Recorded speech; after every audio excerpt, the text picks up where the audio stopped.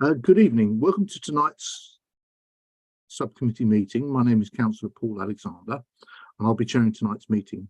The meeting is being broadcast live on the Council's YouTube channel. If I lose connection and can't reconnect, Councillor Borrock-Wong will take over for me. I'd like to remind all participants of a few housekeeping points. Please keep your microphones muted unless you're speaking. Keep your camera turned on when you are speaking. Note that the chat function has been disabled. If parties wish to add any additional information other than at their allotted time, they must use the raise hand function so they're not missed. I also ask that members keep their questions and comments brief and to the point. I now move on to item 1 on the agenda, apologies for absence. Item 2, do any members have declarations of interest? No, Chair. Item 3, all-in-one vapes off licence, 202 Uxbridge Road, London, W12 7JP. I'd like to ask everyone participating to introduce yourself as I call on you. We should have with us Mr. Ali Mughalzai, the applicant. Are you here? If you can say you're here, please. You're on mute. Yes, I'm Ali Mughalzai. You come closer and say we. Yes, I'm Ali Mughalzai. Can you hear this, Chairman? Yes, I can. Surindra Panjal. Yes, Chairman, I'm representing personal license courses for my client, the applicant. And you happy with my pronunciation? I'm happy with your pronunciation. Thank you so much, Chairman. It was the right pronunciation. Lorna McKinney, the licensing officer. Present, Chair. Karen Leog. Present, Chair. Gerta Kohalej. Present, Chair. Good evening. Right. So, and objecting, we have Catherine McClancy. Is Catherine with us? No, Chair. John Robson. Present, yes. John. And Julie Fitt. Resident. No. So the procedure. Please may I quickly explain the procedure the committee will follow. We will hear from the following. The licensing officer will introduce the application, residents in objection, and then finally the applicant. Usually each party will address the committee for a maximum of 5 minutes. Following the presentation by all parties, the committee may ask questions of any party or other person present at the hearing. Except committee members, no one has the right to ask questions of any other party at any time during the hearing. Following the presentation and questioning, each party will be allowed a maximum of 3 minutes to sum up their case or representation. The committee will then retire for deliberations. Upon its return, I will announce the committee's decision.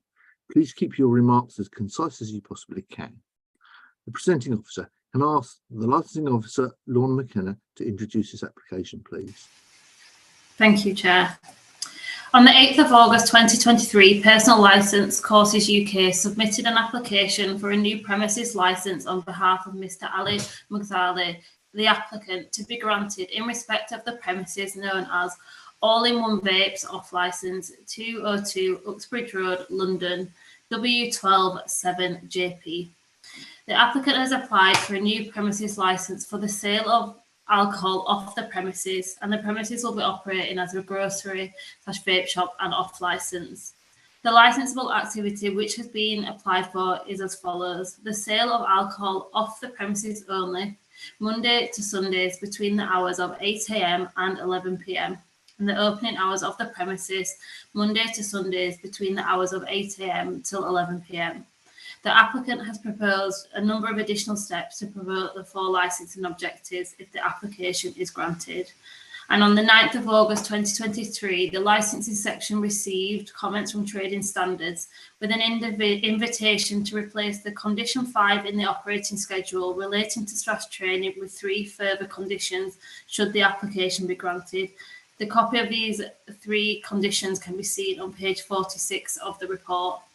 During the 28-day consultation period, the licensing section received 11 representations from local residents objecting to the licence application. The application was advertised in alignment with the statutory consultation period. Thank you, Chair. Thank you. So we'll come to the objectors. Now, we've only got one person present, haven't we, from objectors, which is John Robson. That's correct. So I'll ask John Robson first, and then I will call the others, and it's up to them whether they've logged on or not. John.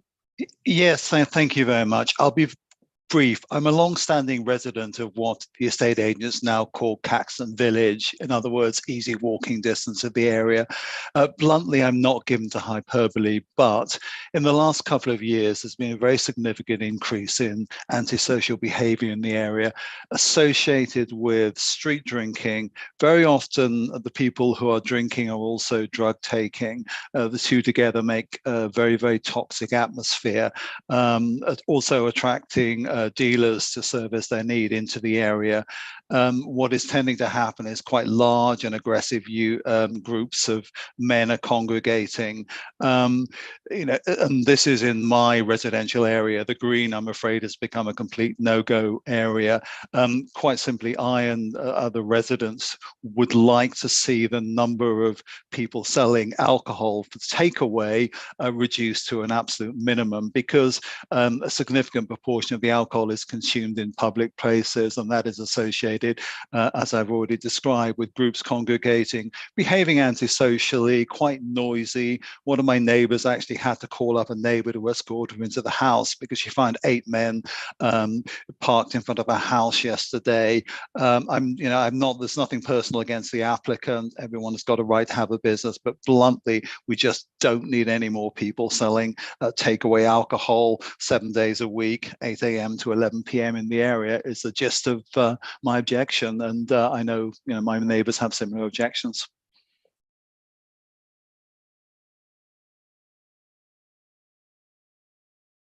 John, you were absolutely correct about not being given to hyperbole, but you've got almost 3.5 minutes left if there's anything else you want to No, that is the gist of it. I would love to say that I felt the problem was under control. You are probably be aware that my neighbours, a group of neighbours, have been pointing out vociferously the problems in the area, looking for we had to have some policing improvements, but they're very random. They'll turn up once a week and move people on, but most of the time we're feeling increasingly unsafe at night, and this applicant sort of a drip in terms of more and more places where people are buying single cans of lager very often, or a pack of lager or whatever, and then just consuming it on the Green or on the residential streets, very often discarding the litter and causing feelings of unease and menace to local residents.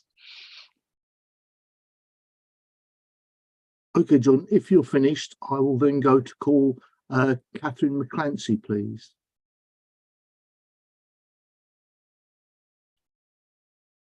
No, then I will ask Julie Fitt.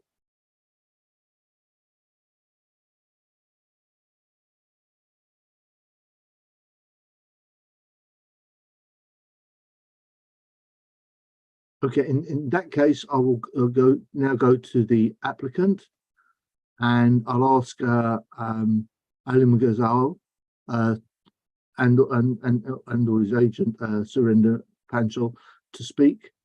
You have a combined 15 minutes to speak, and please tell us more. Chair, sorry, I think because it was one applicant, probably 5 minutes, but it's your discretion. Thank you for reminding me. We'll see how it goes. Well, thank you very much, Chair. Can I start, or? Yes, please. Yeah, thank you very much, Chair. Chair, just to quickly, I know I'm going to rush in because I've only got 5. I'm trying to finish in 5 minutes if I can, and then let's. No, if you prepared for 15, just take your time, and I'll restart the clock now. Okay, so just take your time, and that way it may answer some of our questions. Please continue. Yeah, thank you, Chair. Chair, the shop, Mr. Ali has had his personal license. He understands the 4 licensing objectives. I'm going to quickly run through how robustly the 4 licensing objectives are going to be promoted. we understand the problem for the local residents, and we have mindful of that. And looking at our on page 21, our operating schedule, we have said that we will not, the client will not be selling any alcohol above 5.5%. And display of alcohol above 5.5%. That automatically stops the street drinkers from having street drinking, because street drinkers normally require more than 5.5%. Apart from that, we will be having the CCTV. We will be putting extra lights outside to make sure the place is lighted up. We will be making sure no underage sales is carried out. We will be putting up a poster saying, please leave quietly, consider our neighbors in the shop, and asking our clients who are coming in. We will be also following a Challenge 25 policy that anybody who's below the age of 25 and 18 will be asking for IDs. And those IDs will be registered in the refusal book. There will be a refusal book at the premises. There will be a warning that there is a CCTV which is already existing at the moment. The shop has been in the area for the last 5 years, since 2018. It isn't a shop that's going to open newly. It sells vapes and it sells grocery at the moment. And to survive and to carry on, it is introducing alcohol in the shop. So I'm looking at 10.15 of this Act Schedule 182. It says shops, stores, and supermarkets should normally be free to provide sales of alcohol for consumption of the premises at any time when the retail outlet is open for shopping, unless there are good reasons based on the licensing objectives for restricting those hours. So, Chairman, I've explained to you what the posters and thing. There will be a training manual already, which is there existing. The training manual notifies all the people who have their work documents in the right to work checklist will be up at the thing, authorization for the DPS for all the staff working along, and there will be trainings provided to all the staff. Those trainings will be logged into, as you've seen the extra conditions brought in by the trading standards. We are very happy to have it on. We will be training the staff every 6 months, and it will be recorded in the training manual I've showed you. The police have not objected to this application, as you see, because they are the right people in the area policing.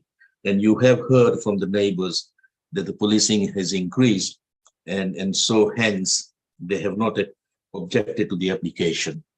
Neither has the training standards objected to the application. They are asking for an extra condition, which we are happy to log into.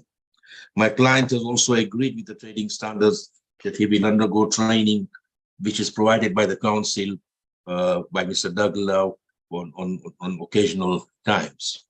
So that will also be carried out. Mr. Ali has worked in the shop.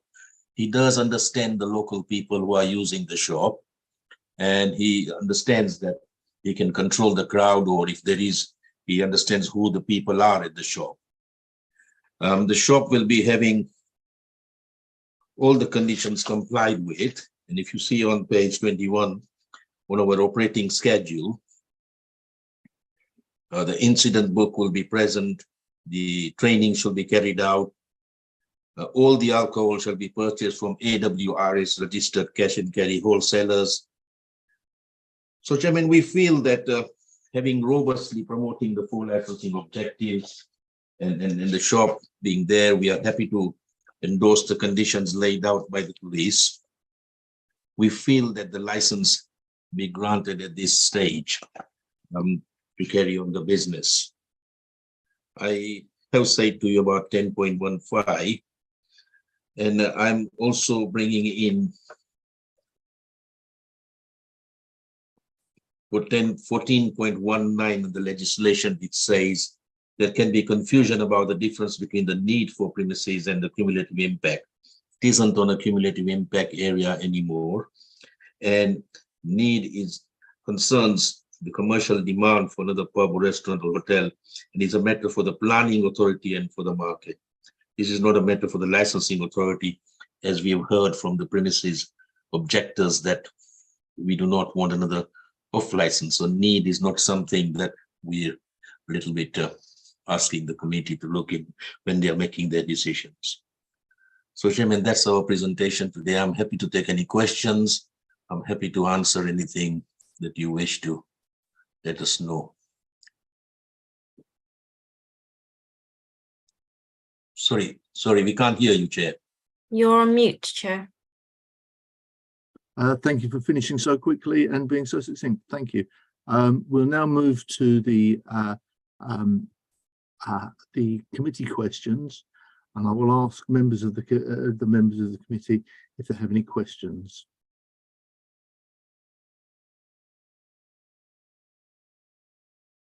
Councillor Stanton. Thank you, Chair, and thank you also to those of you who've already spoken. I just have a couple of very, very quick questions.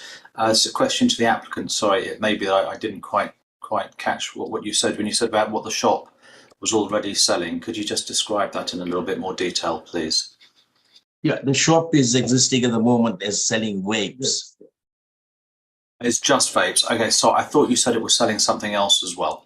Okay, that's fine. Thank you. And the other thing was just to clarify, you were written to, or you were offered some additional conditions by trading standards. In the papers, it doesn't appear that you replied to that, although you now say that you accept those additional conditions. Might I just confirm that it's correct that you hadn't responded previously and just ask why that was? I think we did have a chat with Doug Lau, who we do normally because we are exiting company, and we did agree with Doug that yes, we are happy to have that condition endorsed. And hence we did not refuse, we just immediately agreed with that condition to be endorsed. Right, so it was done verbally rather than in writing. Rather than in writing. And as you said, because if you look at the condition on page 46, where Doug says, my main purpose of contact you, however, is to ensure that you have not current guidance on vapes and are aware of the training to offer. So we did say, yes, we are very happy because we work regularly with the trading standards. That's great, thank you very much. Chair, I don't actually think I have any other questions just yet. Thank you, Councillor Stanton. Councillor Kwon, please. Yes, so my question is to the applicant and his agent. Have you had experience running a business previously with selling alcohol and so on? Because the type of customer that you're obviously going to get is very different from what you're doing now, and you've had the concerns of the local residents and the environment locally. So it would just be interesting for us to know whether you have had experience of this kind of a business before, and whether you have had previous experiences of dealing with it and operating it successfully. Yes, ma'am, he has worked 5 to 6 months before COVID in 2019, and after COVID he lapsed a bit, and after the COVID period and everything was back to normal, he has worked in a shop for the starting from 2 years have been working in the off license experience. I've just heard. I've got it here written down. And he's worked in the same shop here for 1 year already. So he understands the customers very well. He knows the local community who come down to the shop on a regular basis. So, sorry, just to clarify, so it sounded like he's had 2 years experience working in off license previously. Is that correct? Yeah, that's correct. Yeah. Was that in the Hammersmith, Shepherd's Bush area, or somewhere else? Edgware Road Station Wine and Food Shop in Edgware. Right. Okay, thank you. Thank you.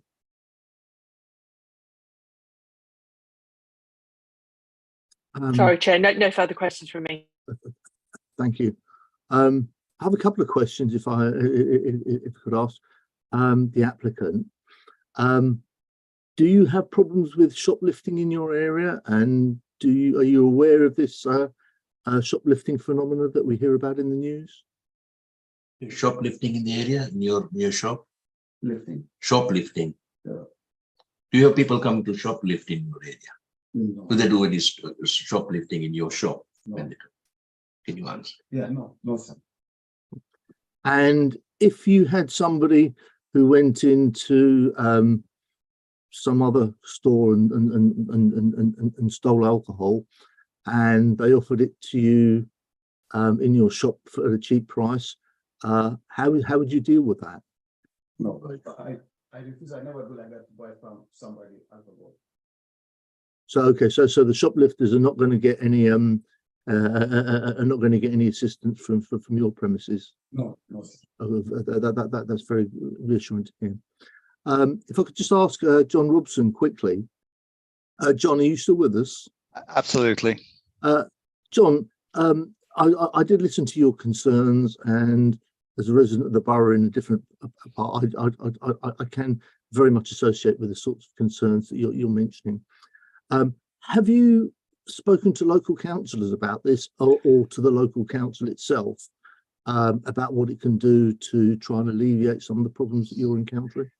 We actually raised a petition with 250 signatures concerning the problems of drug use, alcohol use, and antisocial behaviour in the area.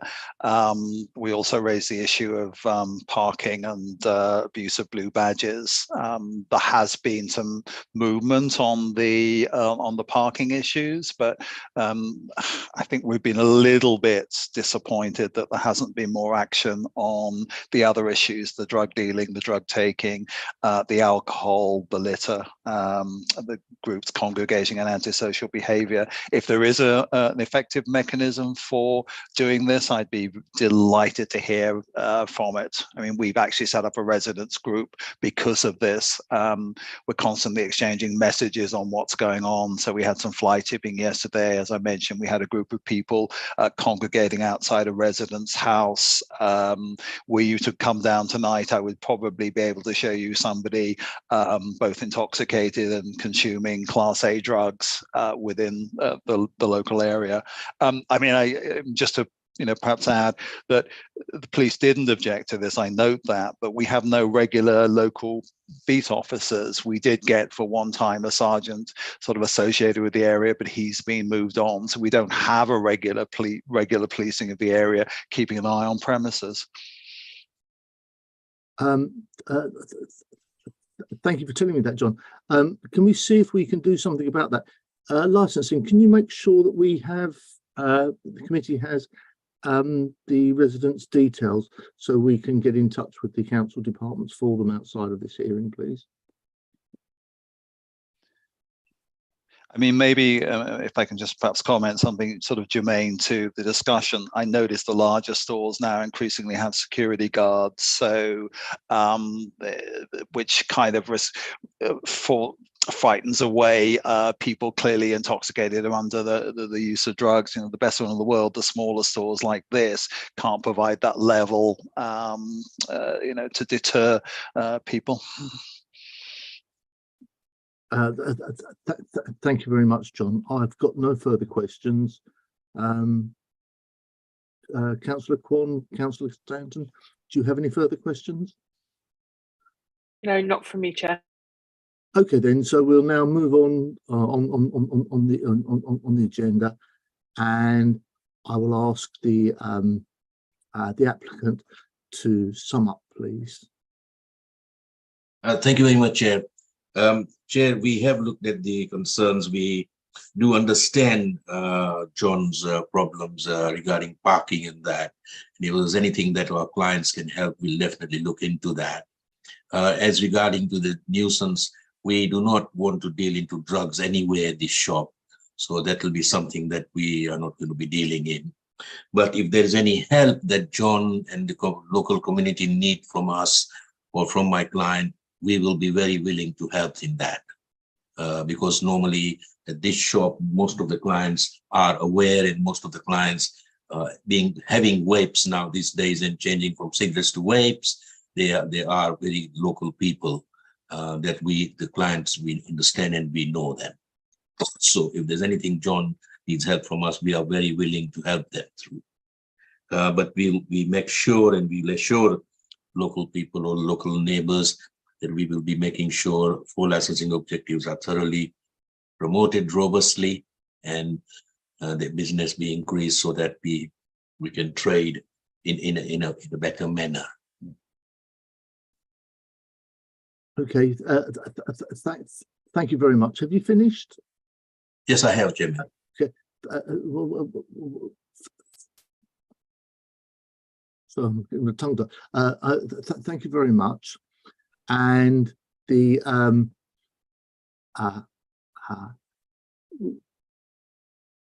so I'm losing my. I think Mr. John Robson, you need to sum up now. Thank you, Amrita. So I have taken this slightly out of turn. John, would you have 3 minutes to sum up, please? Yeah, no, thank you. Look, first of all, I welcome the restriction on not selling high strength alcohol, but actually I don't think 5.5%, to me 5.5% is pretty strong to start with, and certainly 3 or 4 cans of that would intoxicate most people. It is the combination of alcohol and Class A drugs together which makes for particular problems. Dealing with the police not objecting, as I pointed out previously, there are no local officers left to object. A store of this size can't provide adequate security to turn away antisocial people. The owner isn't going to be there all the time, so inevitably there's a possibility of younger, inexperienced staff being intimidated and persuaded to sell on. I accept that the council don't at the moment have a cumulative impact policy, which I think is at best unfortunate, but frankly, you can still help by not increasing the supply in the area, and the justification would be the extreme problems created by the excess supply of alcohol in the area, if that's a valid concern. But thank you.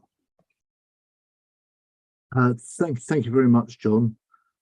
If I can just now go back to the applicant, because you're going to get a second bite of the cherry if you would like to add anything further, because I did things slightly out of turn. Is there anything you'd like to add? Yes, Chairman. I understand John's saying that the police have moved, but there is a licensing police officer, and they normally have the CADs, and they normally understand the area and the criminal effect on the area. So having looked at all that, and that is one of the reasons that the police have agreed, and the shop is already existing. It is not a shop that's newly opened up. It's already existing with the knowledge of the customers and everything. So that helps a lot. So Chairman, that's why we feel that we are agreeing to all the conditions laid out by the trading standards. We are agreeing to work along with the responsible authorities. We are willing to work along with the neighbors in helping them if there was anything that was needed from us. So, Chairman, we feel that the license be granted in this instance. Thank you very much, Chair. Thank you very much.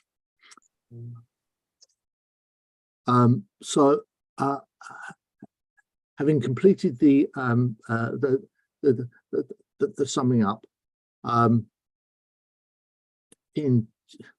so this is I've got a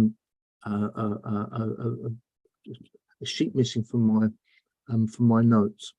So I should have asked the licensing officer, Amrita, did you have to sum up? Lorna, that'd be Lorna. Lorna, sorry. Nothing further to add, Chair. Thank you very much. You're welcome. So if everybody's happy, we'll now retire to take our decision in a separate meeting room. You're welcome to remain in the meeting to hear the committee's decision. However, this may take some time. If you don't want to wait, a summary decision will be published on the council's website tomorrow morning. Can I ask members to turn off their videos, mute their microphones, and join the private Teams meeting for deliberations, please?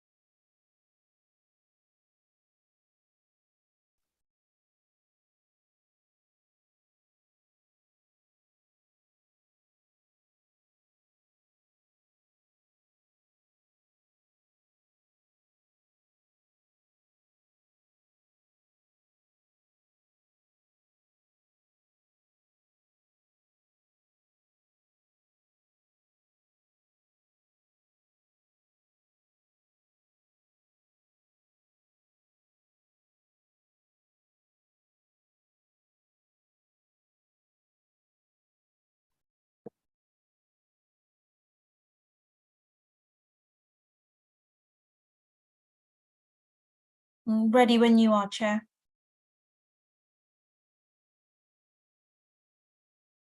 Okay, then we're happy to start. Okay. Summary decision of the licensing subcommittee, 4th of October 2023. All in one vape / off license 202 Uxbridge Road, London W12 7JP, the premises. The committee has considered an application for the grant of a premises license under the Licensing Act 2003 for the provision of sale of alcohol of the premises.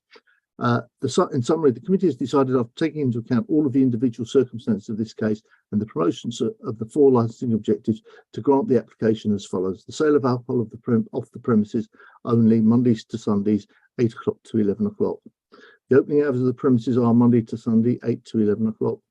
The license is subject to any mandatory conditions.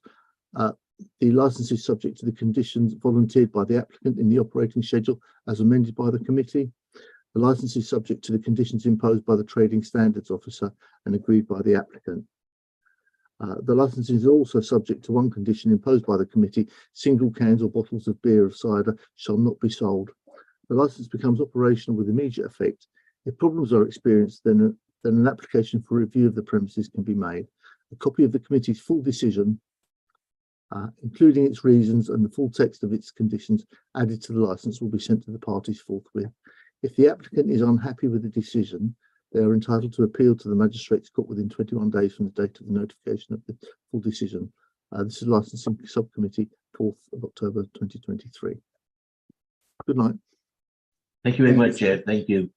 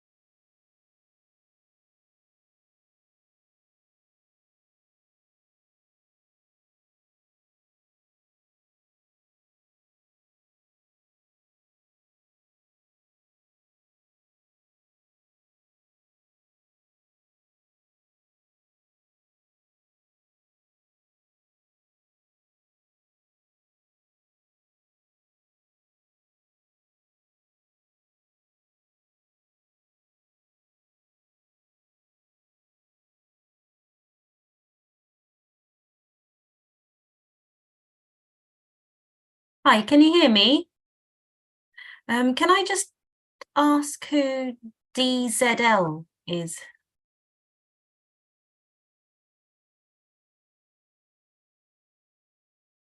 Someone called DZL. Can you please name yourself? Yes, hi, it's Duncan Zvonick Little. Okay, great. I mean, I can do it for you if you don't know how to. Do what, sorry? I'll do it. It's fine. I just needed you to rename yourself. Sorry, no, I don't know how to do that. I don't normally That's use fine. it. I can do that. Lovely, thank you.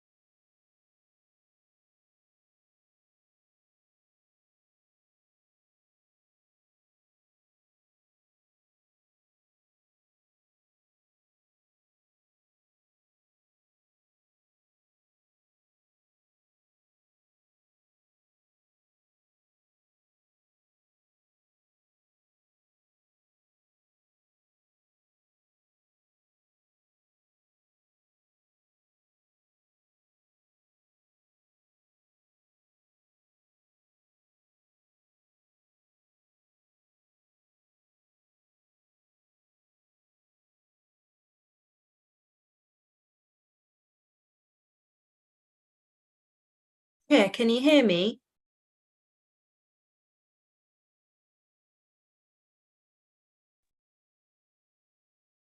Yes, I can hear you. Thank Yes. you. Just trying to get the chair's attention.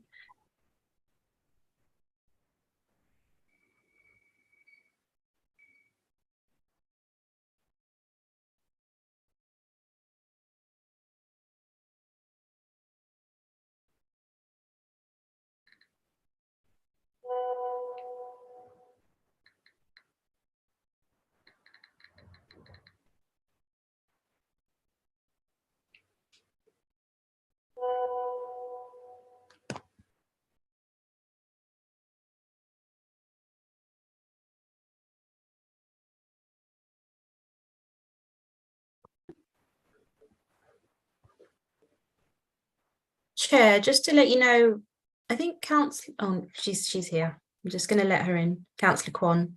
Thank you. Is that Amrita? It is, yes.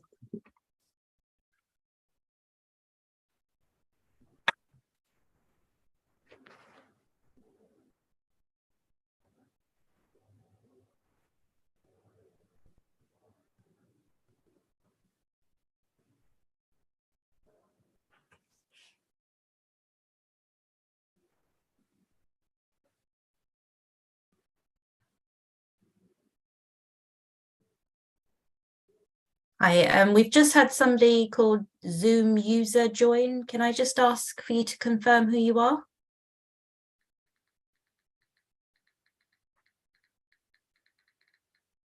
Hello, there's somebody called Zoom user. Can you please confirm who you are?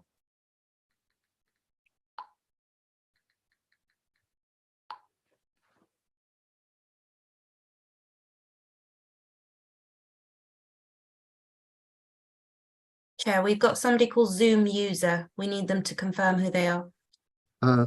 Yes, Amrita.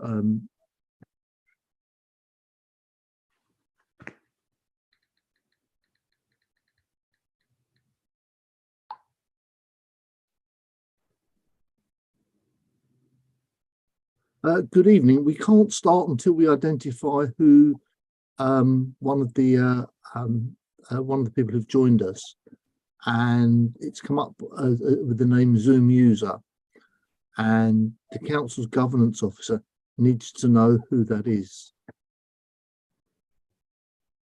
Oh, they've just left.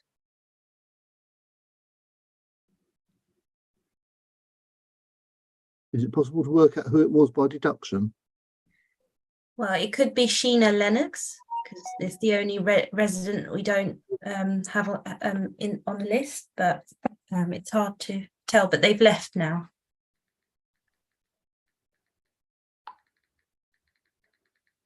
Do any of the other residents who are listening in know if that was Sheena at all? I think it might have been Sheena because she did say she was going to join. So I don't know if you're able to contact her and get her to come back again, and the governance officer will get the naming issue sorted out for you. Okay.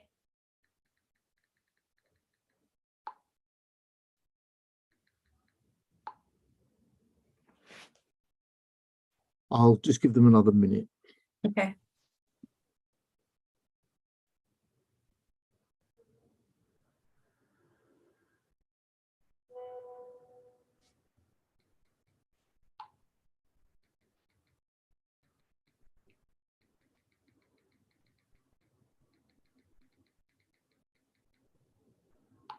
Yes, I think it was Sheena. She just said she's trying, but she couldn't hear anyone. So she logged off, but is trying to reconnect. Okay.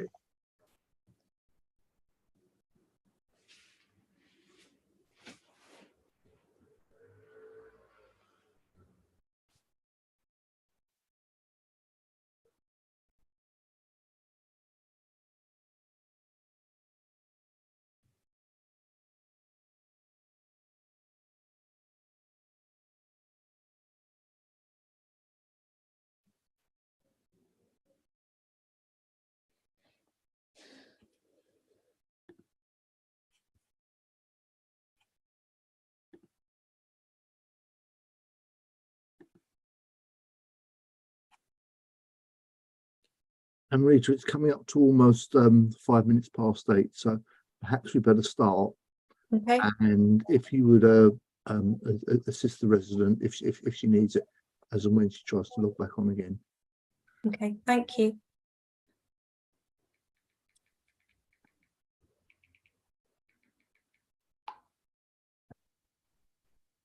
So, okay, we're ready to start, and I'll start with an introduction. Welcome to tonight's licensing committee subcommittee meeting. My name is Councillor Paul Alexander, and I'll be chairing tonight's meeting. The meeting is being broadcast live on the council's YouTube channel. If I lose connection and can't reconnect, Councillor Borwick will take over for me.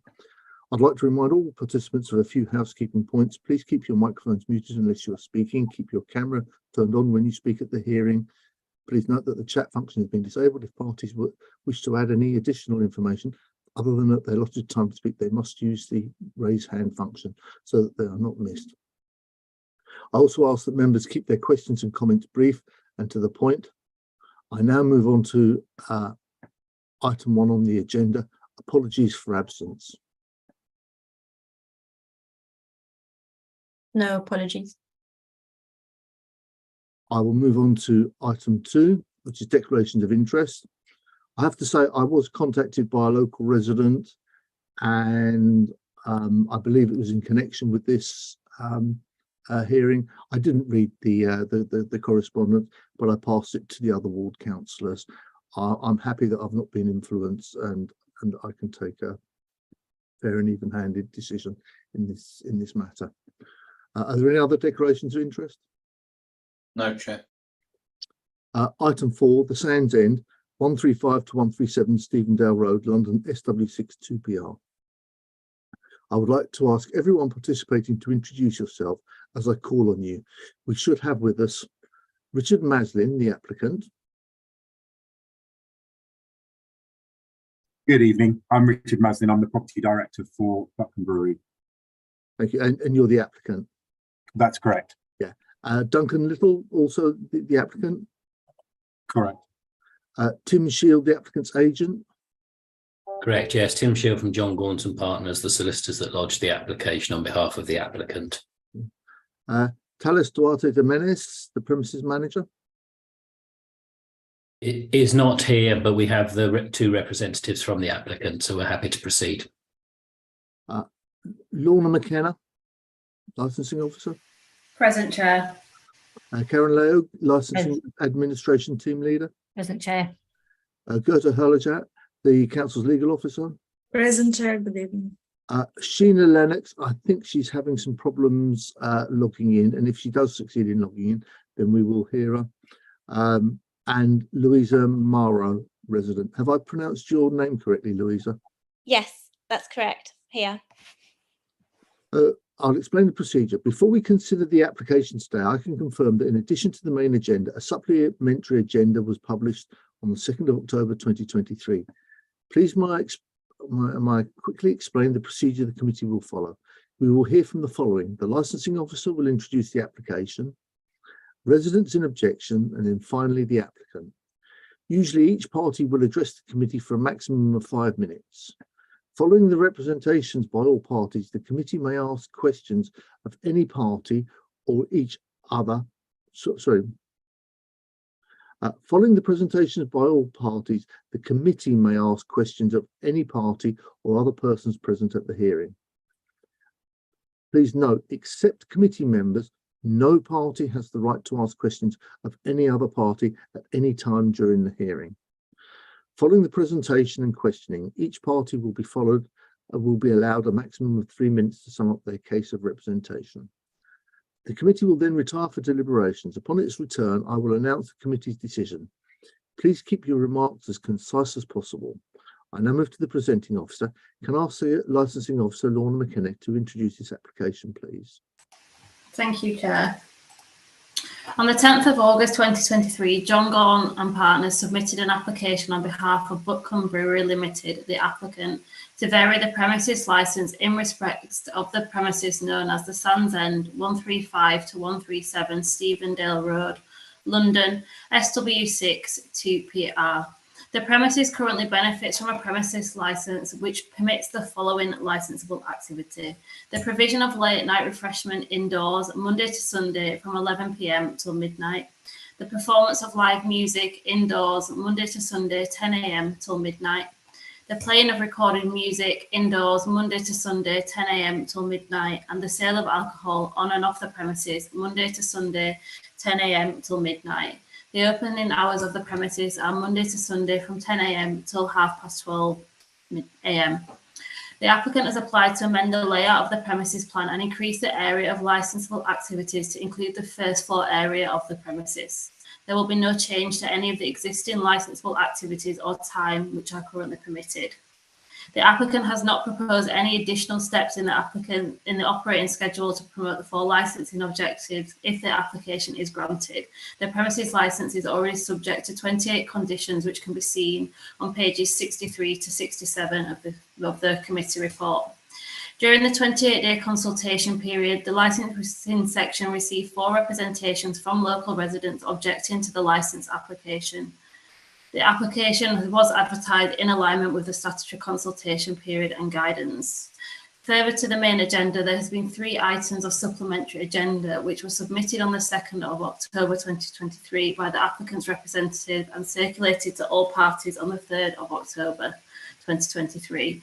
These included a letter from the applicant requesting contact with objectors, a copy of the email of this request sent by the licensing team, and a document of further support from the applicant of their application. All parties have been informed of all agendas. Thank you, Chair. Thank you. Before I move on, can you clarify a matter for me, Lorna? Yes. The premises has got a new name. Yes. Can you clarify what that is? It'd be the Fulham Arms. The Fulham Arms. Yes. And can I just double check, what is the name on the application of the premises? One moment, let me just get the agenda back.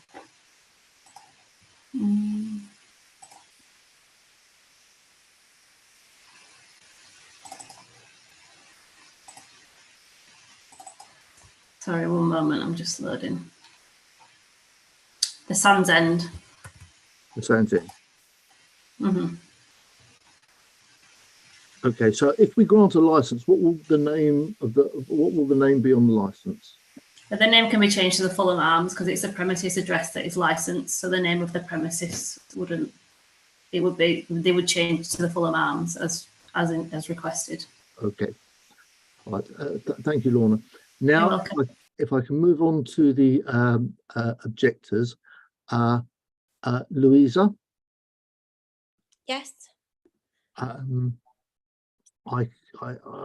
You have 5 minutes, and please let us know what you think about the application. Yeah. Okay. So I object to the application on the grounds of the noise nuisance to the neighbourhood increasing and public safety. So the license, the current premises has very few conditions in terms of limiting noise, and it has none obtaining to the first floor, which I think needs to be addressed. It also means that all smokers from what will be a party first floor, because of subsequent years that has been predominantly the functions that have been based up there, they all flood onto the street for smoking. And although I read, it's once somebody leaves the premises, it's a personal situation. They basically don't encourage people to perhaps use their side return to smoke or not to take drinks out into the street. So people will be drinking out onto the street, which again causes public safety and noise nuisance. Their outside area at the moment is often overflowing, and it doesn't really sit with the building control that was provided to the premises or accepted to the premises, where they weren't allowed to open their windows that allow noise out into the premises. They break that rule all the time. They also have more seating that goes out into the street. So having this first floor occupancy will just expand that that area of use, and which has already been broken past their time slot of 11 p.m. And I subsequently said, I think, to the licensing team, photographic evidence of that being, I don't know, basically abused past 11 p.m. more than 3 times last week. You're welcome to continue. You've got so you have Got a bit more time. and you've been super quick so far. Okay. So you still got 3 minutes. Yeah. So I just think, yeah, from my living room, my bedrooms, I can hear the noise all the time from the pub. They have audio that plays a pub quiz every Wednesday night that bellows down the street. If we call the noise nuisance team, unfortunately, by the time they get here, it's often 12 o'clock. So the noise has gone, or they want to come into the premises where, for example, we're already in bed past 11:30. So we have to stay up and let men into our homes, which I guess for a guy is fine, but for a woman, it's not particularly what you want to be doing late at night. So yeah, it's just, my worry is just the use of this space will just increase the noise nuisance that's already occurring, the breaking of licensing terms, which the lawyers for Buckham have already said is a punishable offence. But they'd be breaking it consistently and frequently with disregard to their neighbours. And there's been fights that have broken out into the street on a regular occurrence also, which again is a worry in terms of public safety, because there's no placement in Act in terms of them making sure that people don't take drinks out into the street, which they're doing at the moment, or drinking outside their licensed time slots. And that's on and off their premises.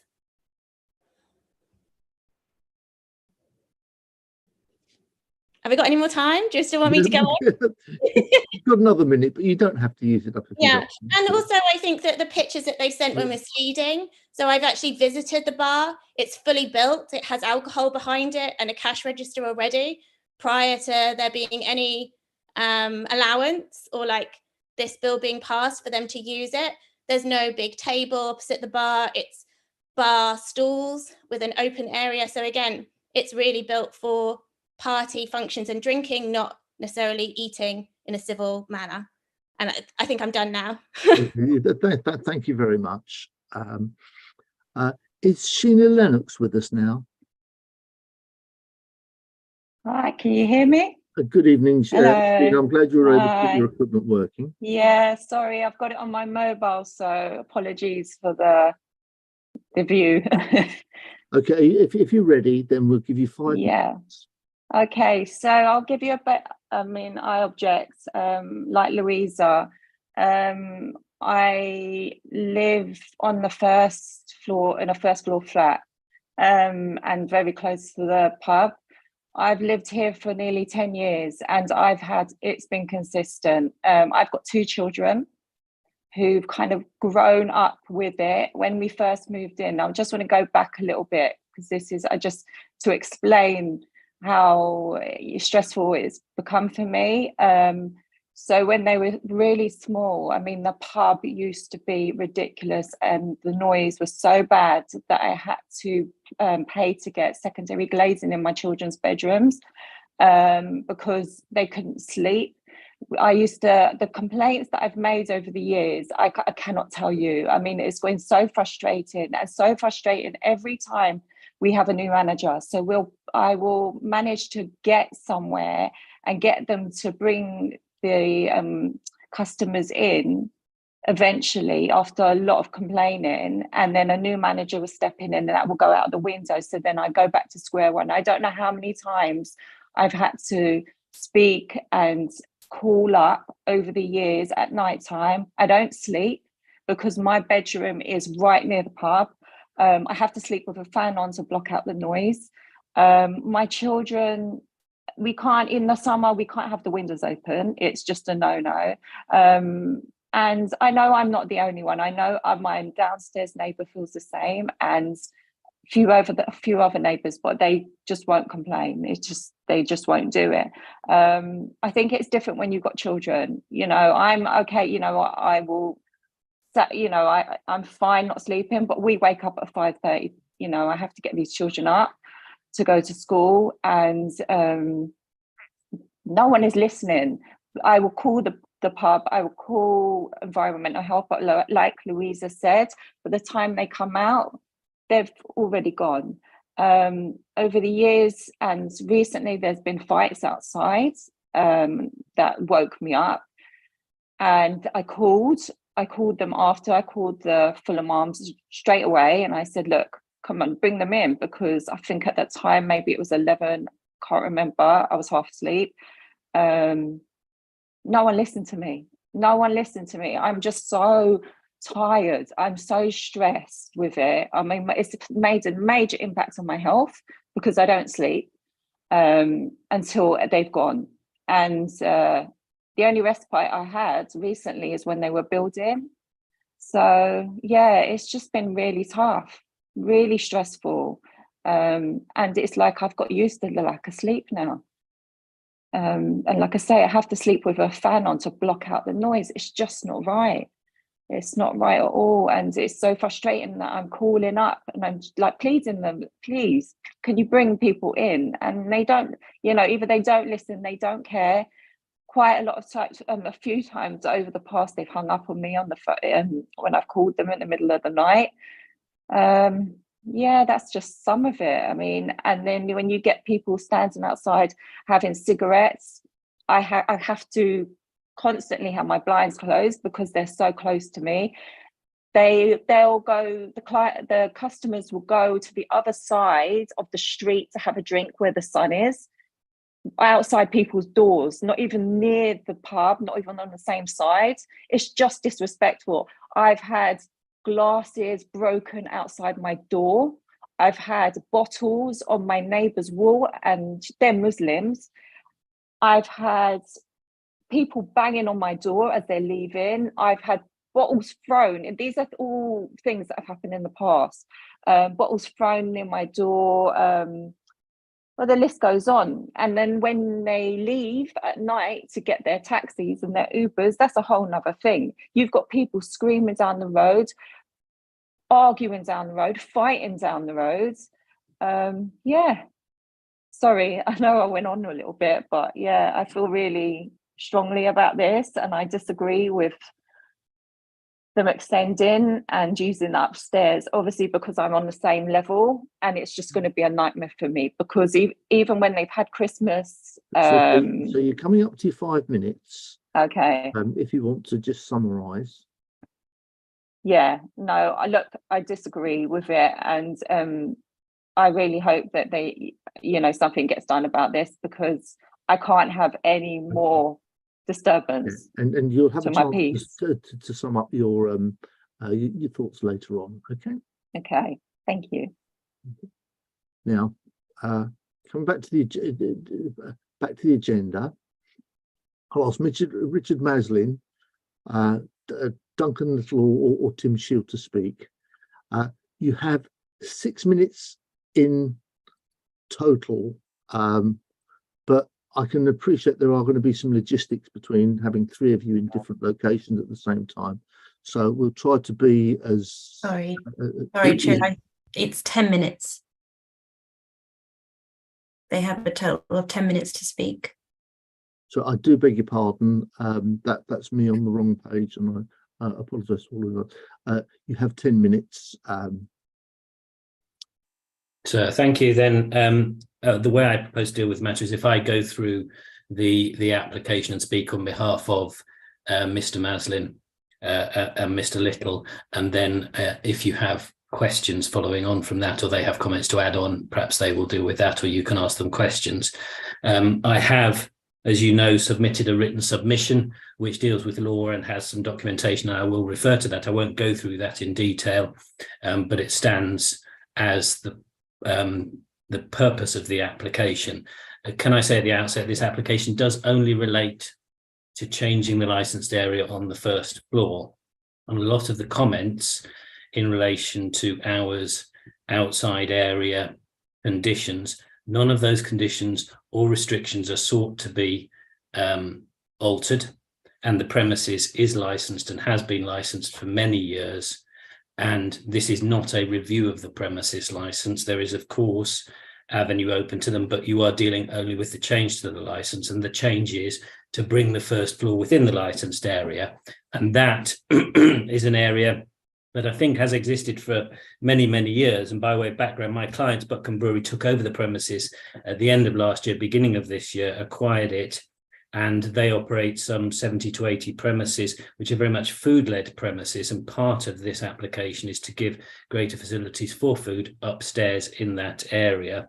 And that's part of the purpose. But I think it is important to bear in mind that there are on the existing premises license 28 conditions, as your licensing officer has introduced, and those conditions, when you look at them, do cover some of the points in relation to use of the outside area, which is conditioned not to have noise nuisance by vibration. So it is not that the existing the proposal has not had added conditions. It has conditions there already, which, on looking at the application and as submitted, would cover any additional area.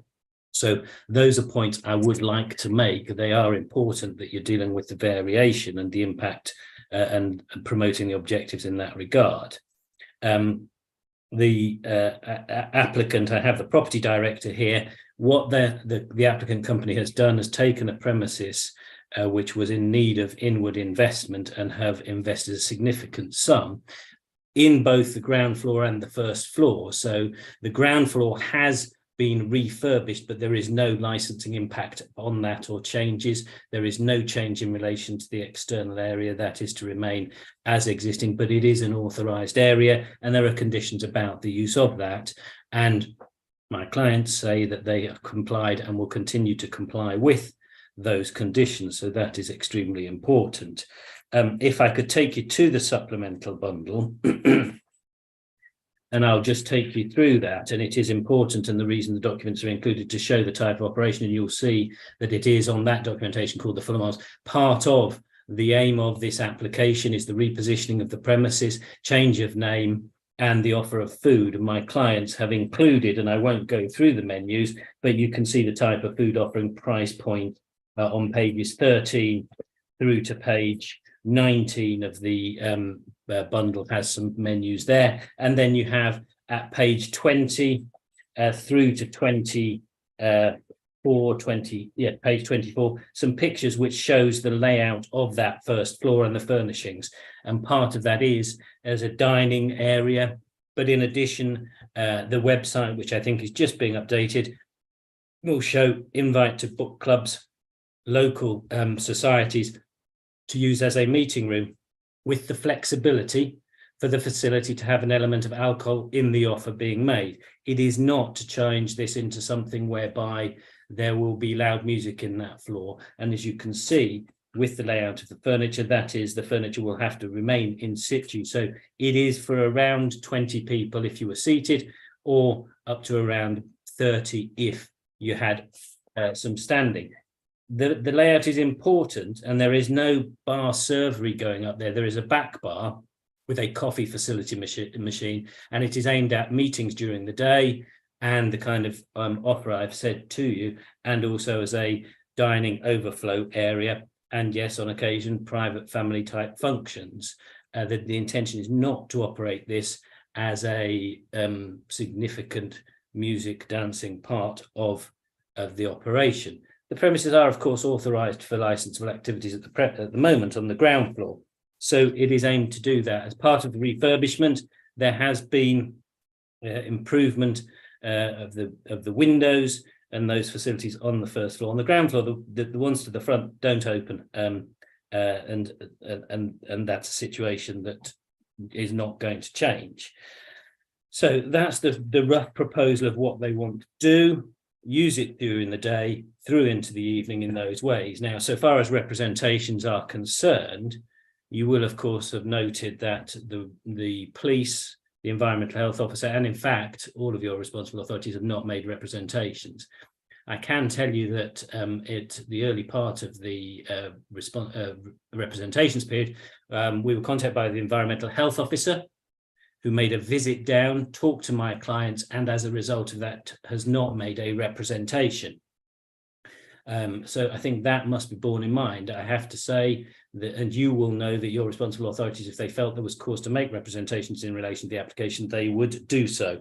And I've referred a little bit to the law, as it is important in relation to this matter around the guidance, etc., and your policy. So there are those residential representations. 2 people have attended before. I don't know exactly where they are, but of course, you will have seen that there are other residents around, and there are not representations, no other representations have been made. And we know that our customer base is drawn from the premises, and part of the importance of this is to have customers from the area come in, and we do have that at present. So that is the cause, part of the application. I will pause there, I think. I'm not sure where I've got to on timings, but I think if Mr. Maslin wants to join in, add anything, then now would be the time to do so. Richard? I'd very quickly like to add that we're an award-winning food and drink operator that operates across a number of different territories. We're a high-end premium operator in the marketplace. Our intention is not sell it cheap, sell it high. We don't encourage lots of high-end drinking. Shots, etc., are not something that you'll find featured in our establishment. And the area that we're trying to create here is an area for the whole community. It's an overflow dining area. It's a meeting space. And I think one of the telling factors here of the way we choose to operate is that the bar area there serves no draft product. Draft product is only available on the ground floor bar area. This will be predominantly wines, maybe some spirits, and certainly tasting menus or meetings and self-serve coffee. So yeah, I have nothing else to add, but our intention is certainly not to upset residents, but to work with them. And around the music, perhaps you could just expand whether you would be having the kind of music you might want up there, or what you would do with the windows at the front, or timings of operation. That might assist the committee. So we have only background music available in the site. It's certainly not a venue that that warrants lots and lots of live music.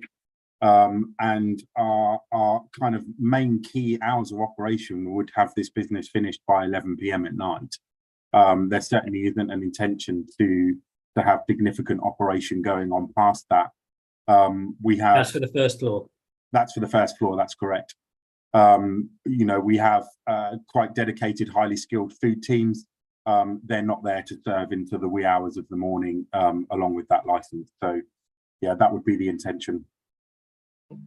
Thank you. I think probably I'm around about the 10-minute mark there, give or take. No, you stop. You've got a minute left, but you're happy to, I'm happy for you to finish early if you wish. Yes, I think you've seen the documentation and what I've said in the submission. I stand by that and what this proposal is, and it is not to extend anything on the ground floor or anything changes in relation to that. It is the use of this on a more limited basis. And the client feels that this is something they've taken on to improve what was a facility at the site for the customers and the local customer base. Okay, Tim, thank you very much. Returning to the agenda, we'll now come to the committee question stage. Can I ask committee members if they have questions?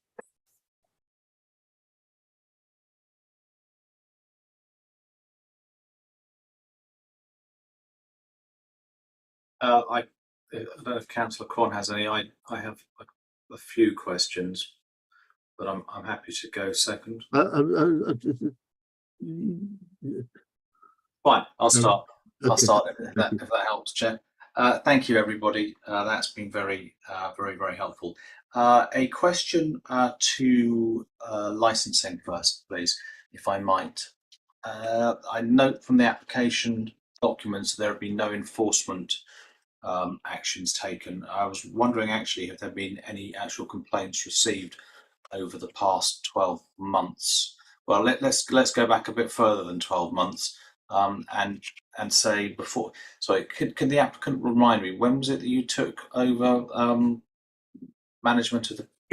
It was December of last year, so where are we up to? So it's about 9 months. Yeah, but December. No, that's what I really know. So just to licensing, if there have been any representations made to the council prior to the change in management, and then also subsequently. I'll have to have a look into the prior one, but I know that there was an email sent in by a resident, I think it was last week, with areas of the outside area that the licensing enforcement team are currently investigating, and there's 2 dates in question, and they have requested CCTV for the ground floor and the external area, and the deadline for footage was today. So I don't know what the outcome is that with the enforcement, but I'll have to look into the other complaints and get back to you. Thank you very much. So my follow-up question was going to be to the residents, to ask whether you have seen any change since December. Can I answer on that one? Whichever of you wish to go, one of you, both of you, yeah. Yeah, so first of all, I would say yes. As Shauna said, every time there's a new change in not just owner, but manager, they almost pretend that they don't know what their licensing terms are in terms of noise and being respectful to neighbours. So they're definitely, when the pub reopened, for example, recently after the refurb, it was on a daily basis that the terms and conditions of their outside use were broken. But can I stop you for 1 second? Can you just, rather than saying their terms are broken, can you tell me exactly, firstly, what you understand the conditions to be? Mm-hmm. This is just so we can make sure that we understand exactly what's happening, what you consider them to be, and also how you perceive them to have been broken. Yeah, so my understanding is that the outside use is only permitted within their remit, i.e. the boundary of their premises, and also that it can only be used up until 11 p.m. So after 11 p.m, all tables and chairs and people should be removed from the area. In the last week, there have been people outside drinking on the premises past 12:30 p.m. at night, with heaters left on that encourage people to continue drinking outside the premises past 11 p.m. So that's very recent. And within Buckham residents of the premises. Okay, and have you reported that to the I have, yeah, and I've also taken photographic evidence, so that it's not just a report or hearsay. There's actual very strong evidence in terms of the break in usage. The chairs also, they put more chairs out, but once somebody sits on them, they actually go past the boundary of their premises as well, which means that it's then on public walkway. Anybody who's disabled needs to use a mobility aid. It's very hard to walk past. Right now we're winter, but in the summer that escalates tenfold. So my resistance to this upside space is that those upstairs will come down to use their outside placement for smoking and drinking. If it's very much for party functions, that's going to be very late at night. They generally finish pretty late. So also the windows upstairs all open, they're all very single glazed. I think they're pretty much over 100 years old. So how they're going to contain the noise from upstairs is also questionable in my opinion. If I just change my background very quickly, I don't know if I can actually, but to what the Tim said, they already have changed the layout in that there is no big table now outside the bar, and it all has drinks. It's not a coffee place. It's very much a bar with alcohol serving, and the windows downstairs, although not permitted by environmental health and planning are fully able to be open and are opened in the summer. Sorry to interrupt your flow, Louisa and Councillor Stanton. I've got the licensing officer who's wanting to tell us something. Can you? I just had the answer to Councillor Stanton's question, but I'm happy to answer after the residents have finished speaking. No, please. So I've just looked at the licensing records. The last complaint I can see registered against enforcement inquiry was on the 9th of the 7th, 2022, which was before this current licence holder was in place. And previous to that, the last recorded licensing enforcement was 2021. Obviously, if there has been noise and nuisance complaints, that's not something I'd be able to access. That would be the noise and nuisance officer, but it is worth noting that they have not placed a representation regarding this. So if there was concerns, that's fine. Thank you, Lorna. You're welcome. Please continue, Councillor Stanton. I'm sorry to have interrupted you. I think it's Louisa we have to apologise to. Louisa, if you can remember what it was that you were saying, can you perhaps continue? Sorry, I also got the system cut off. But yes, so yeah, the windows downstairs were not permitted by planning. They were opposed and rejected again on the grounds of noise nuisance. Those subsequently have been fitted and opened. Likewise with the door, planning permission for the change of the front of the building back way was with a fixing on the door to mean that it's shut to keep all noise inside. Subsequently, that gets I guess like made to stay open as well, like, so it doesn't self-close. And what's crazy is that planning and with the environmental officer at the time did that about noise nuisance, but I think the users of the pub then didn't use the outside space for seating. So if you imagine they were against or felt that there was noise nuisance just from windows being open, you can imagine that people sitting outside drinking, especially late at night, they're not eating. The kitchen closes, the noise is higher, as Shauna said, and she lives right opposite the pub. So if I can hear the noise, she definitely can hear it. Okay, thank you. I should remind you, if I don't, Mr. Shield will probably try to, in some way, to point out that planning and licensing are different regimes. Mm-hmm. So something that may or may not be permitted by planning doesn't necessarily have any direct bearing on the license or today's hearing. I guess my point is that an environmental director gave that. That's fine. No, thank you. No, you've given me almost everything that I've asked for or was thinking of asking you for. You say that you've seen upstairs. How was that? Was there a function there or? No, so the manager was quite happy for residents to show the pub off. I love the pub, by the way. I'm not anti the pub. I just think it just needs to be a bit more harmonious with the residents, I guess, late at night.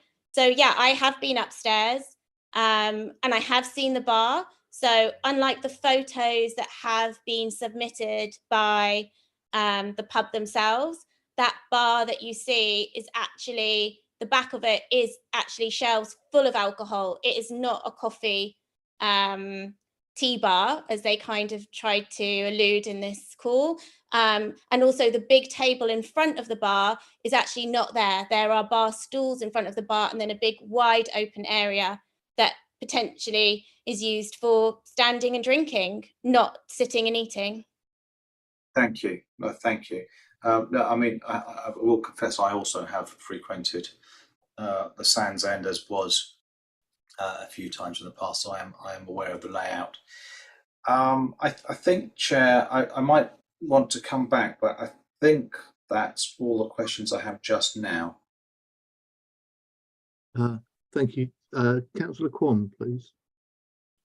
Yes, I've got a question to the applicants about the sort of operation and their plans for this space. So It's about the operation really, just to try and get an idea of the kind of intention towards it. So you said that it's an overspill area.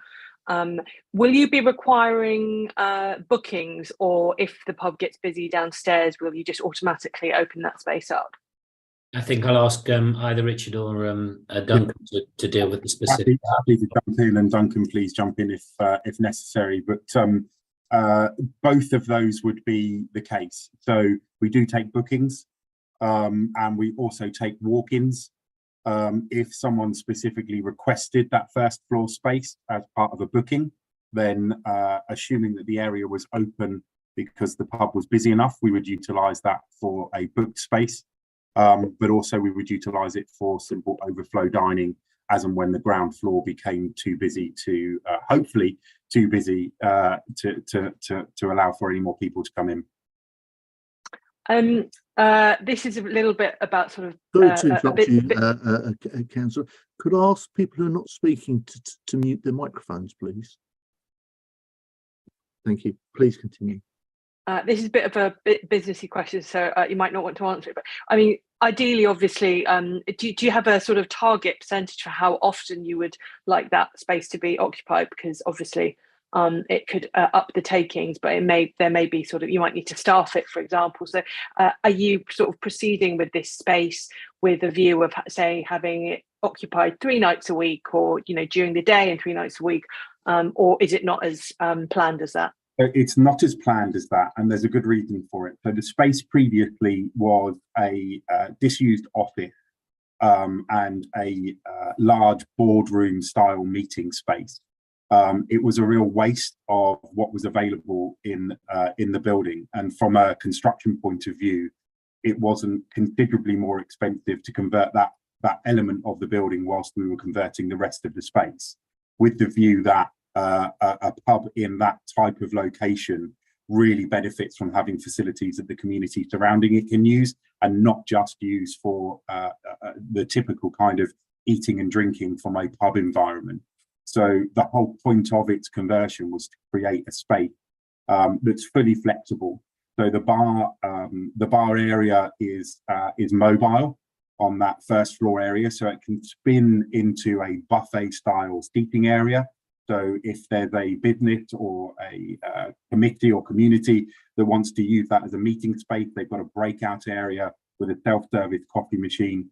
And then there is also a fully stocked back bar, so that the team on site, if that is being used for dining, can serve drinks and wines from that area. So there is no set use and time frame of when we expect it to be used. It will be on a needs must basis. Yeah, I'm just sort of curious about how often, if there was a disturbance, if having people there, sort of how they could expect it. So, for example, I can imagine it would get busier at Christmas because, Christmas parties booking and so on. Again, curious. Would you be are you going to be marketing it? So are you going to be working with a company or like for example, to book it out for wedding receptions or that kind of thing? Again, if you maximize it, it may maximize opportunities for disturbance. So I'm just wanting to know what you're thinking. Our marketing is in-house and is in-house via our social media pages and also via the pub itself.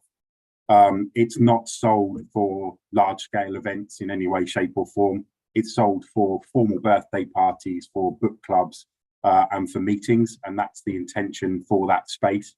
I think you're absolutely right. Those high trading areas like Christmas, maybe like Easter, we would expect to see more footfall going into that space. But from a business point of view, that footfall for us needs to be sit-down dining. That's where the biggest profit is. Us trying to sell that space as a large function area would not be something that would be beneficial to us. Okay, thank you. That's all my questions about that.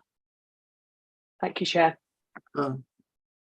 Yeah, could I just ask, is it possible for my clients to just come back on the photos and the scene? There will be a summary period later on in the meeting. So we can use that, and you may get the opportunity if one of the other councillors asks him. Councillor Stanton, you had your hand raised. Yeah, thank you, Chair. It's just sorry that I remember I did have another question. I'm not quite sure what it is, so if you'll bear with me. I note that in your letter to licensing, this is to the applicant, that you offered to mediate with the residents, which is a great idea. I would say it's a shame that it was only done 2 days prior to the hearing. If it had been done a number of weeks prior to the hearing, perhaps we wouldn't be here today.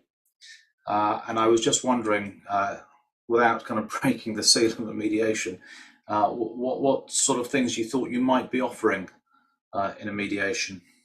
Yeah, if I can, I'll address the first, if I can just address the question of time. It is always difficult in relation to mediation. We know the names of those that had made representations, but I did have some correspondence, and there's no criticism of your licensing team in the response on this, about how we might get in contact because we didn't know the addresses and we didn't know them. I asked the clients. As it turns out, I wasn't aware, but clearly one of the people making representations has been to the site, which I think is good.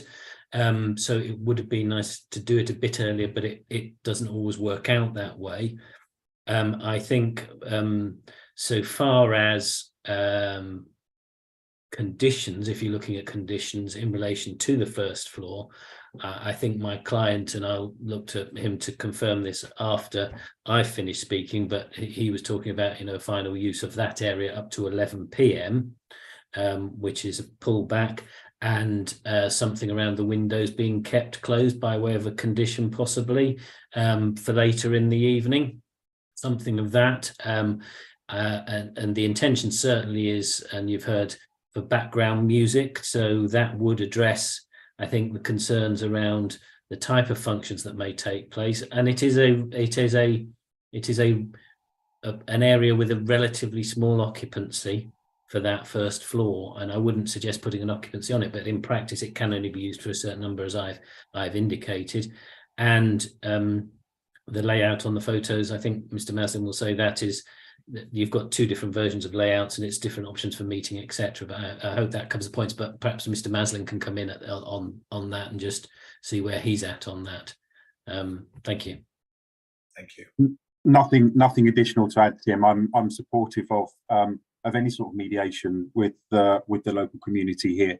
And I think that we'd happily work with licensing, we'd work with conditions, and we'd work with the community as well. Thank you. Thank you very much. Thank you, Chair. Just one other thing which has occurred to me, we could, I suspect, and I haven't spoken to my client about this, is just offer a telephone number for some better form of communication if there were concerns about issues as they arise, if they arise, which we hope they won't. And as a reputable operator, we operate a number of premises, and that's not what we want to see happening. Hence a significant investment. So that could be something, but again, perhaps I'll defer to Richard on that. No, that's something we could work with for sure. Yeah. Okay. Thank you. And those not speaking, if I can get you to mute your microphones if you've already done so. Gerta, please. Yes, hi. It's for the applicant and the solicitors. If the councillors are going to be minded to grant the application or discussing later the conditions you proposed, I've made a note and I'm going to find the proposed conditions.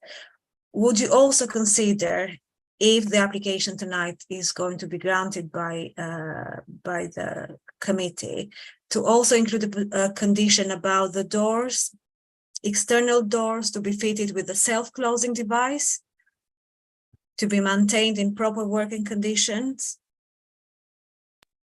I'll ask my client to comment upon that. I think the only thing I would say on that is that really isn't part of this application because it's the first floor. The existing conditions, the ground floor isn't changing, and that condition is not on there now. Yeah. And so I'm not sure that is the discretion is there to do that in relation to it. And I think that does come back to a number of the points that have been raised. There are conditions on the premises license. This isn't a review of the premises license, but on the practical, I'll ask Richard again on the comment on that one. Yes, please. And another thing that I wanted you and the applicant to also consider if the license would be granted at night. I know that you have a condition about noise surveys to be undertaken when required. Would a condition, if the councillors would later deliberate, would a condition about a responsible member of staff to carry out proactive noise assessments outside the premises during the hours when is regulated entertainment? And I know that this is for the first floor area, but the issues with the noise concern the whole of the premises. So in order to mitigate, would the applicant also consider maybe imposing another condition in relation to this? So you have in mind from that during regulated entertainment, and particularly the first floor, checking the noise outside the premises, just on a physical person going out and seeing how it sounded outside. Is that the kind of thing? Something along those lines. On a periodic basis, and perhaps keeping a record later in the evening, something like that? Yeah, because and maybe I haven't heard correctly, but was the intention of the first floor to use only background music, you said? Yeah, I'll ask Richard to confirm whether they'd be happy to have that condition as an additional comfort, but our intention is background music on that one. So we would appreciate if maybe, and I mean, it's up to the chair's discretion, if you can give us a response before the councillors deliberate, before they make the decision. Yeah, I'll ask if Richard's got a comment now. I'm happy for him to. Thank you. Yeah, the 2 points. Thank you, Goethe. Thank you, Richard. I've got Councillor Stanton who's got a question. I'll come to I do, but Richard, if you can just finish what you were about to say, then I'll ask. I do have a question for you. Thanks, Councillor. I think there's a piece on the front door that I would consider. Our pubs are incredibly welcoming, and the ability to have an open front door is something that all of our pubs currently have and benefit from, and it's something that we are quite strong on in the way that our business operates. I would certainly be happy to have the function that I can have that. What I can't do is have a closer on there and then pin it open, because the fire officer will have a concern with me for doing that. So I would happily look to have some sort of condition around that door being on a closer for a certain period of time in an evening. But on a summer's day, during the day, when I want that atmosphere to feel like people can walk into our pub at any point, I wouldn't feel comfortable in that being a condition of the licence that could impact me at all times. On the noise point, I would more than happily have a condition that allowed for us to go and check if we're playing any sort of live music or anything above background music. That would be something that we'd be very comfortable with, and we'd be devastated as a team if we were proving such a nuisance that sort of checking was necessary. Thank you. Thank you. I would say I suspect you've never lived opposite a pub, if that's your comment about keeping doors open the whole time. It's possibly the number one complaint that's received. But that's not my question. It's not about the whole time. I just want to make that piece clear. It's not about the door being open the whole time. It's about having the opportunity to show that welcome during the day. If I have a closer on that door, it means that door has to be shut all day and can't be. I understand. Thank you. My question is actually about the front door. Mr. Shield made the comment that it's not relevant necessarily to this application. It is, because if you're increasing the capacity of the premises, then the front door is going to be used more. So I really just wanted to confirm that access to the first floor is through the front door, that there isn't a separate entrance that will be used for access to the first floor. Councillor, there is a separate entrance for the first floor. There is. That's correct. So there is an alternative entrance point to that first floor. Our ideal from a controls point of view would be that the access is maintained through that front door. But there certainly would be an emergency exit point and even access point if it were deemed necessary to the side of the property. Thank you. That will be me for now, Chair. Thank you very much. Thank you. I have a few questions, and firstly, I'd just like to just thank you, Duncan and Richard, for your assistance so far. Can I just clarify who the actual licensee is, or which one of you the buck stops with when residents complain? I mean, I could probably take that question if you like. So I am an operations manager for Buckham Brewery, so I oversee the operations of a number of businesses. And as an operations manager, if there is a complaint, that would normally come to, or initially to the general manager of the business. But if that needs to be escalated or there needs to be further mediation, that would come to an operations manager within the company. So just clarify, it would be you or somebody who's covering your position. Yes, that's correct. Okay, thank you. Just to clarify on that, there is a direct line of management structure, so everybody at the site is employed by Buckham Brewery and answerable to.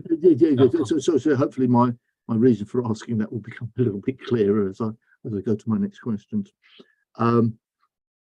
So currently you have a complaints book on the premises, so that if residents complain, that you take notes of the complaint. That would depend. I can answer that. That depends the nature of how the complaint is received across all our businesses. Some people may call up, some people may email in, some people may submit any sort of feedback or complaints via our website. Duncan, you've taken me to my next question very quickly. Thank you. So we've heard from local residents that they visited the premises and they've complained. Now, I'm second guessing what your answer is going to be, but this hasn't been recorded, these complaints. So we've got a record of one complaint, which actually which doesn't relate to any of the matters that have been raised this evening. So I'm not aware of that. We don't have a record of that. However, obviously we don't have a record of any of the complaints before our time operating the business. Yeah, I wouldn't expect you to be able to deal with that, but certainly since we've had a very long hot summer, and I know you're not the only premise that's had complaints, because doors are open and people are outside just because of these sweltering heat. I'm concerned that the residents are coming to see your staff, and I take them at face value. I think so certainly the lady who said so, she sounds like somebody who likes a pub, and she's got better things to do at the time than make complaints. But she's coming to speak to whoever was in charge or appeared to be the manager at the time, and nobody has recorded that. And that concerns me, because I'd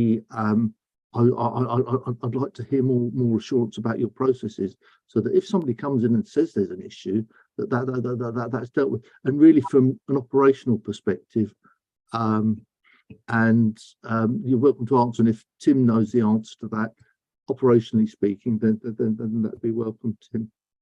Well, I'll preface by saying you won't be surprised that as part of this application, as I would with any application I deal with, I did ask about complaints, and there was one that was mentioned but was not to do with this, and that was prior to hearing any information. So it's quite difficult, because I suspect we'll be at odds on that. But as I understand it, Duncan has spoken to the site, but we, Buckham, and I think you've heard from Mr. Richard on this, want to be a good neighbour, and will deliver a message and ensure that if there are any complaints, they are correctly dealt with as his direct line manager, and reiterate the offer of a telephone number or contact within Buckham, possibly to Duncan in the first instance for residents and those that are here, so that they can contact the premises, but also the next level up from the premises. Duncan or Richard? It's all right. I want to just move on from that question for now, but thanks for the. If I could come to just back to you, Tim, and while you were speaking, it came to mind. You mentioned a visit from an on-duty Hammersmith and Fulham environmental health officer. would you have any details about that visit? Yes, absolutely. I have an email here, and I'll read it out to you because I think it's important. It is in relation to this application, so it's not about a complaint. Yeah, They've no, not had a visit. just the name of the officer. The name of the officer is Ian Inman, and I can tell you that he visited the site about the middle of August. I'm just looking now, and he says, confirm everything went well. I've now advised our licensing team we have no further concerns with this application. So, and that's the responsible authority, the environmental health officer. Okay. You can have a copy of the email if you would like it. I didn't. No. We can. Our licensing team can. It gives them a place where they can start to just pick up on that, because there is this sort of underlying thing that's bothering, that's irritating me, that people have been making complaints, principally not just to your premises, but also to the council itself. Lorna, I take it we know nothing more than what we've heard tonight about these complaints. No, like I said, there was a complaint received last week, which was that we would only receive complaints like the licence enforcement if there's a breach of licence conditions. Like I said, I can't comment on if any complaints have been registered with noise and nuisance because I don't have access to them records, but I can confirm that on the 21st of August, I received an email from Ian Inman, who is the team leader for the South Environmental Protection Nuisance Team, saying further to the email the 10th of August regarding the application to amend the layout of the plans. Following a site meeting with Mr. Duncan, Savonic Little and Mr. Richard Maslin on the Monday the 14th of August, we have no further concerns regarding this application and therefore have no objections/comments to make. You're on mute, Chair. That's something we'll take elsewhere, because it's not fair to ask the applicant to fill in the gaps in council services. Sorry. Thank you very much for your answer.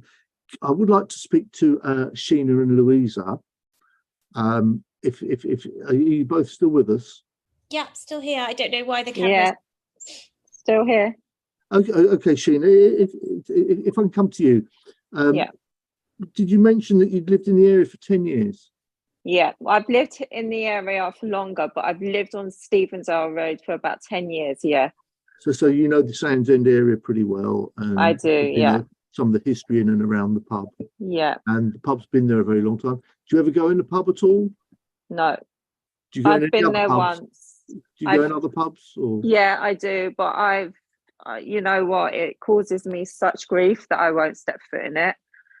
No, that's fair. And I just wanted to ascertain whether you were coming from a point of view that you just don't like pubs, or whether it's... No. It's just I dislike that pub. Sorry. Yeah.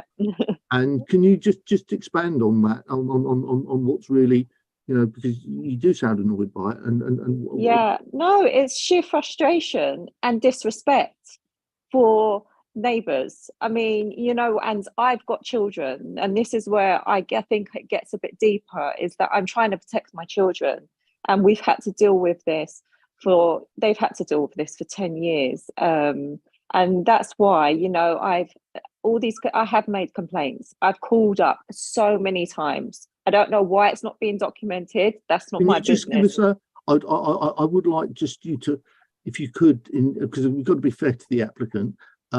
If you could just focus your mind on what's been happening while they've been running the pub over the last 10 months. You know what? I can't even think back before they started the building work, because it just seems like it's consistent. Nothing changes. In the summer, it's worse. It's noisier. It's been like this anyway for like over the years. So it kind of just... Yeah. So I want you to try and be as annoying as it is. Try and be fair to them as you can, because they've obviously bought into the business. They've bought into a pub, and I'm no doubt the parties who sold it to them didn't say anything about any complaints or anything else like that. They would have undoubtedly told them it's a thriving business that's loved by everybody in the community. So it's really focusing on what's been going on more recently. So please continue. So I didn't even know 9 months ago they took over. I had no idea because, like I say, it's until the building work started and it reopened, that's when I was aware. But since they've taken over, I mean, it's beautiful. It's a lovely pub. It looks so much better. I'll give them that. It looks lovely, and I've seen the menu. It looks great. But I've noticed that for me, I have to be negative. I'm sorry. It's just the way it is for me. Like, it's outside again at past 11 o'clock because there's more tables as well. The noise is just, it's just ridiculous. I don't know how to be positive or, you know, put a positive spin on it. I really don't. But you know, I've noticed. And what's going to be the effect? The fact that you like a pub, but you're not happy about the one that's causing you the annoyance. How's that going to influence all your friends and family in the local area? I don't know. I don't have family in this area, so I don't know. It's not going to influence us at all, really. I mean, there's pubs all around, but none of them like will stand people outside of our doorstep practically having a drink. I mean, you know, I can't be positive about it. I'm sorry, I can't. No. You didn't need to come if you were going to be positive about that. No, yeah, I mean, you know what? Yeah, it's just the way it is. I feel very strongly about it. I find them disrespectful. They're not listening to me. I made a call last week. It's obviously not been documented, which has made me more angry because no one's listening. And after all these years that I've been there, no one's hearing me. And so I'll come to you, Louisa, in turn. Sheena, can you just give me just a rough? I don't expect absolute detail, but I take it you have contacted council departments in the past. Yeah. And particularly over the last year, can you give me an idea of sort of some brief details of when you contacted the council and what the outcomes were? So a lot of the times I'll call up and it would be 10, 11 o'clock at night. They will call me back. It will be late, and it's typical that everyone has gone. So then nobody comes out. I think I've sent emails after following, but then the past week, last week, I've taken pictures and I've called them. I've sent emails last week. So I don't know if they responded to my emails. So they did get my email. So that's usually, and a lot of the time, so that's what it is if I send emails, I've called them, the counselling team. No, you'll appreciate we can't hold the applicants responsible for that. However, we're going to get the officers to take some details with you either after this meeting or in the next day or so, and that will be looked into. Now, I can come to have we lost her? Louisa, sorry.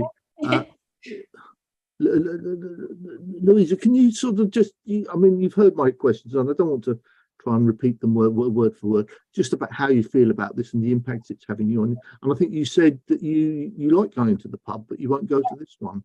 Yeah, I would definitely say I'm a regular at what was the Sands End pub and is now the Fulham Arms.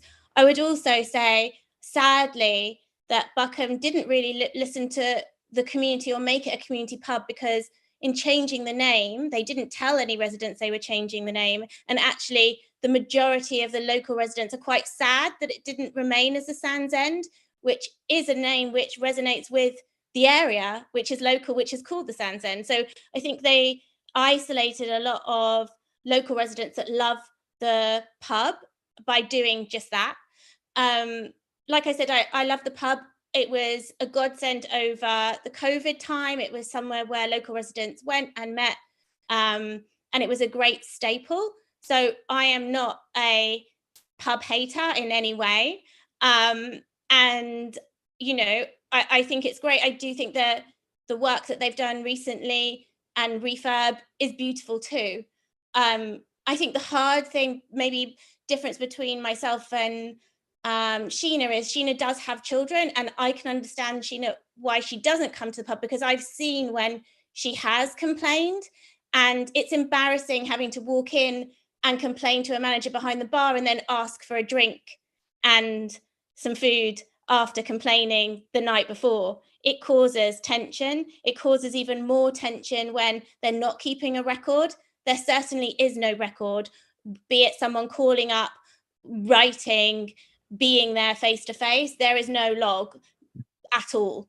I think that's can you tell me, I mean, you sound more than capable of writing a letter if you had to, but you, as opposed to writing a letter and sending it to the pub, you've, and correct me if I'm wrong because I'm putting words in your mouth, but you've made the effort to go and talk to them in a conciliatory way to try and do something about the problem. Yes. So how does it make you feel if you think you've been fobbed off? It's awful. It causes tension because obviously my friends frequent the pub as well. It causes an issue if I've made a complaint and the way it's dealt with is awful, like Sheena said. So, for example, they pretend they don't know what their licensing agreement is. I've been told they know their license better than I know their license, so I shouldn't be telling them when to bring tables or chairs in. There was an incident where there was a fight outside. I know another neighbour called up and their response was, the woman who's shouting has gone now, so I don't know what your problem is. Yet they still had people outside after 11, which is when that person called. I know in the summer it was crazy noisy, and there was another neighbour that has a baby further down the road who called up because their baby couldn't sleep. And again, the next night, it was just exactly the same. There was no remorse, I guess, or leniency. Last summer, there was a complaint to the licensing team. The licensing team definitely attended because subsequently there were posters that went up that said that the outside area wouldn't be used after 10:30. Those posters were up for a week, which seemed like it was just to appease whoever was reviewing them. And then the week later they came down and everybody was allowed to stay out till late again. And also, when further to the conversation earlier about the side door is quite a big door and it opens up. So the premises is on like an L shape, as it were. So you have the front, you have the side. Like I said, they're allowing people to drink and move the chairs around onto the other side of the premises. So people are drinking on the pavement around that corner. And again, that door it sometimes is left fully open, so the noise floods through there. If that door is allowed to remain open when guests are going upstairs, that again is going to cause more noise and people aggregating outside. So yeah, and sorry again to just to stop you in flow. So the issue over tables and chairs, I'm assuming is going to be kind of secondary. It's really because they either stop you getting by on the pavement, or it's because they are part and parcel of the noise problem that you're suffering from. So ultimately, as a resident, I don't suppose you're that bothered about where tables and chairs are. It's only when the activity around where the tables and chairs are is starting to invade your home. Actually, it's both, because if the only reason why so for example, if it accrues over, then it means that actually they're putting more tables and chairs than what their premises actually should have or can be contained on their premises. Does that make sense? And what happens when they go over the number that they should have? So then the noise accelerates massively. If you allow people to drink, they'll drink on those tables and chairs, they'll push those out. More people will crowd around them. They've also brought chairs inside to then subsequently put more chairs obtaining to those that have been placed outside. People drink in the street. So it's not just about people being able to pass, which again is a right of way and should be kept clear, but actually by putting those tables that quite cutely sit within the arena when no one's sitting on them, means that actually once people are sitting on them, it goes beyond their boundary and there's multitude more people. So I think there's more tables now since Buckham have redesigned it than there were previously. And again, just sort of wanted to just get some more sharpness or contrast on what you're saying. So the kind of people that hang around outside or drinking outside, whatever it is they're doing, these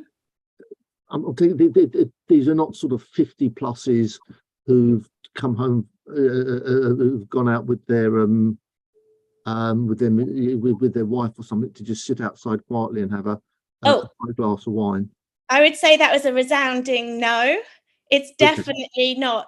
So tell me about the people who are. Yeah, I have to intervene here. Sorry, Tim, you can't interrupt. Sorry, mate. Would you turn your microphone off? Louisa, please carry on. Yeah, sure. So I think the majority of members of the pub, because it actually does serve all local residents that want to go, and so there is a general mix. However, the elderly demographic tend to sit inside. It's the younger crowd that go outside, especially later in the evening. So it's not to eat food late in the evening with a nice glass of wine. It's very much to consume alcohol until you generally can't consume anymore and you're told to leave because it's the end of serving. And that's kind of the stuff that you've seen yourself. That's not hearsay, is it? No, that's literally what is day in, day out. And what worries me the most about this function room upstairs is that, for example, what was mentioned earlier is the Christmas parties. Those parties create the most noise because people come outside to smoke and drink and linger for a long time. If they've put heaters now that once you hit them are lasting all night, the lights outside the pub are staying on all night. So it really is serving to allow people to linger and drink for longer, even outside the permitted hours. Okay, Louisa, I want to ask the licensing officer. Sorry, Lorna, I know you've been wanting to advise us on something for a while.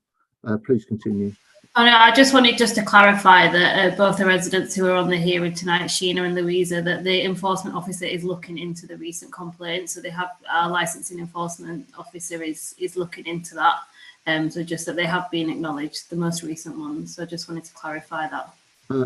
Thank you very much, Lorna, and I would like to be kept updated on that particular point. Yeah, thanks. That's fine. Thanks. Goethe, did you want to?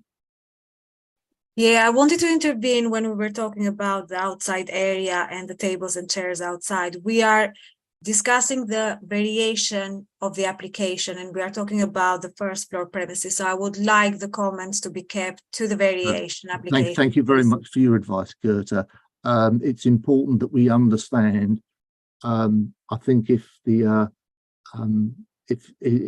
I want the applicants to be to get a full understanding of not the legal validity of necessarily what local people are saying.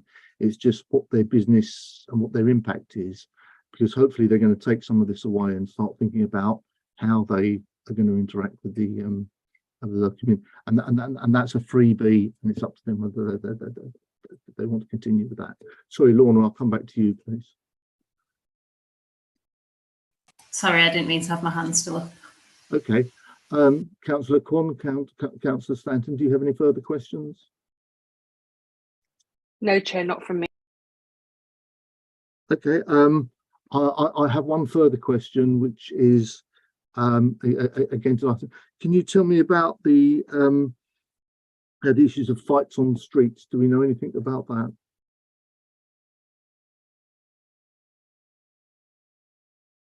No. And so I'll come back to Sheena and Louisa. With fights on the streets, do you know were there any ambulances or police that turned up as a consequence of these fights? I don't think there were. I don't know about police. There definitely weren't ambulances, but there are frequent offenders that come. There's also the previous managers of the pub. They also had the pub as a non-games pub. By that I mean like for football football games.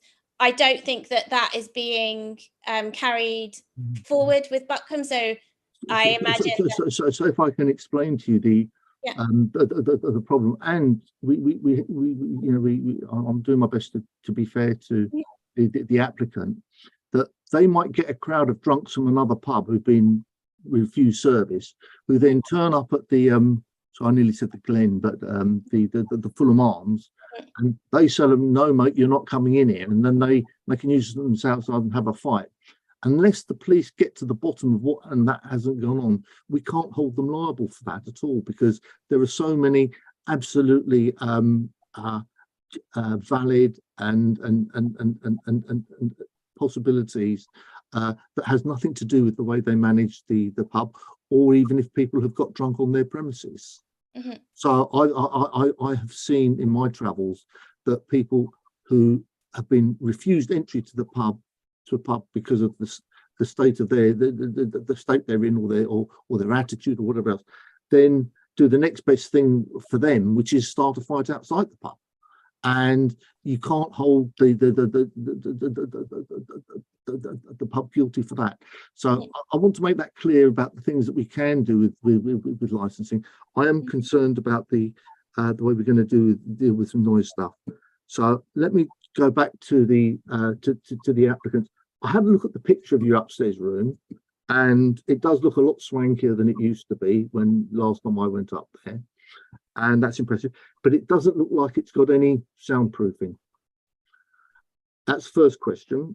And the second, sort of tied into that, is there climate control or air conditioning upstairs and downstairs, so that on these hot summer evenings when there's a need for ventilation, that you're going to have the windows open because of just to moderate the climate? Well, I'll ask Richard to go into the detail of the operation on that upstairs.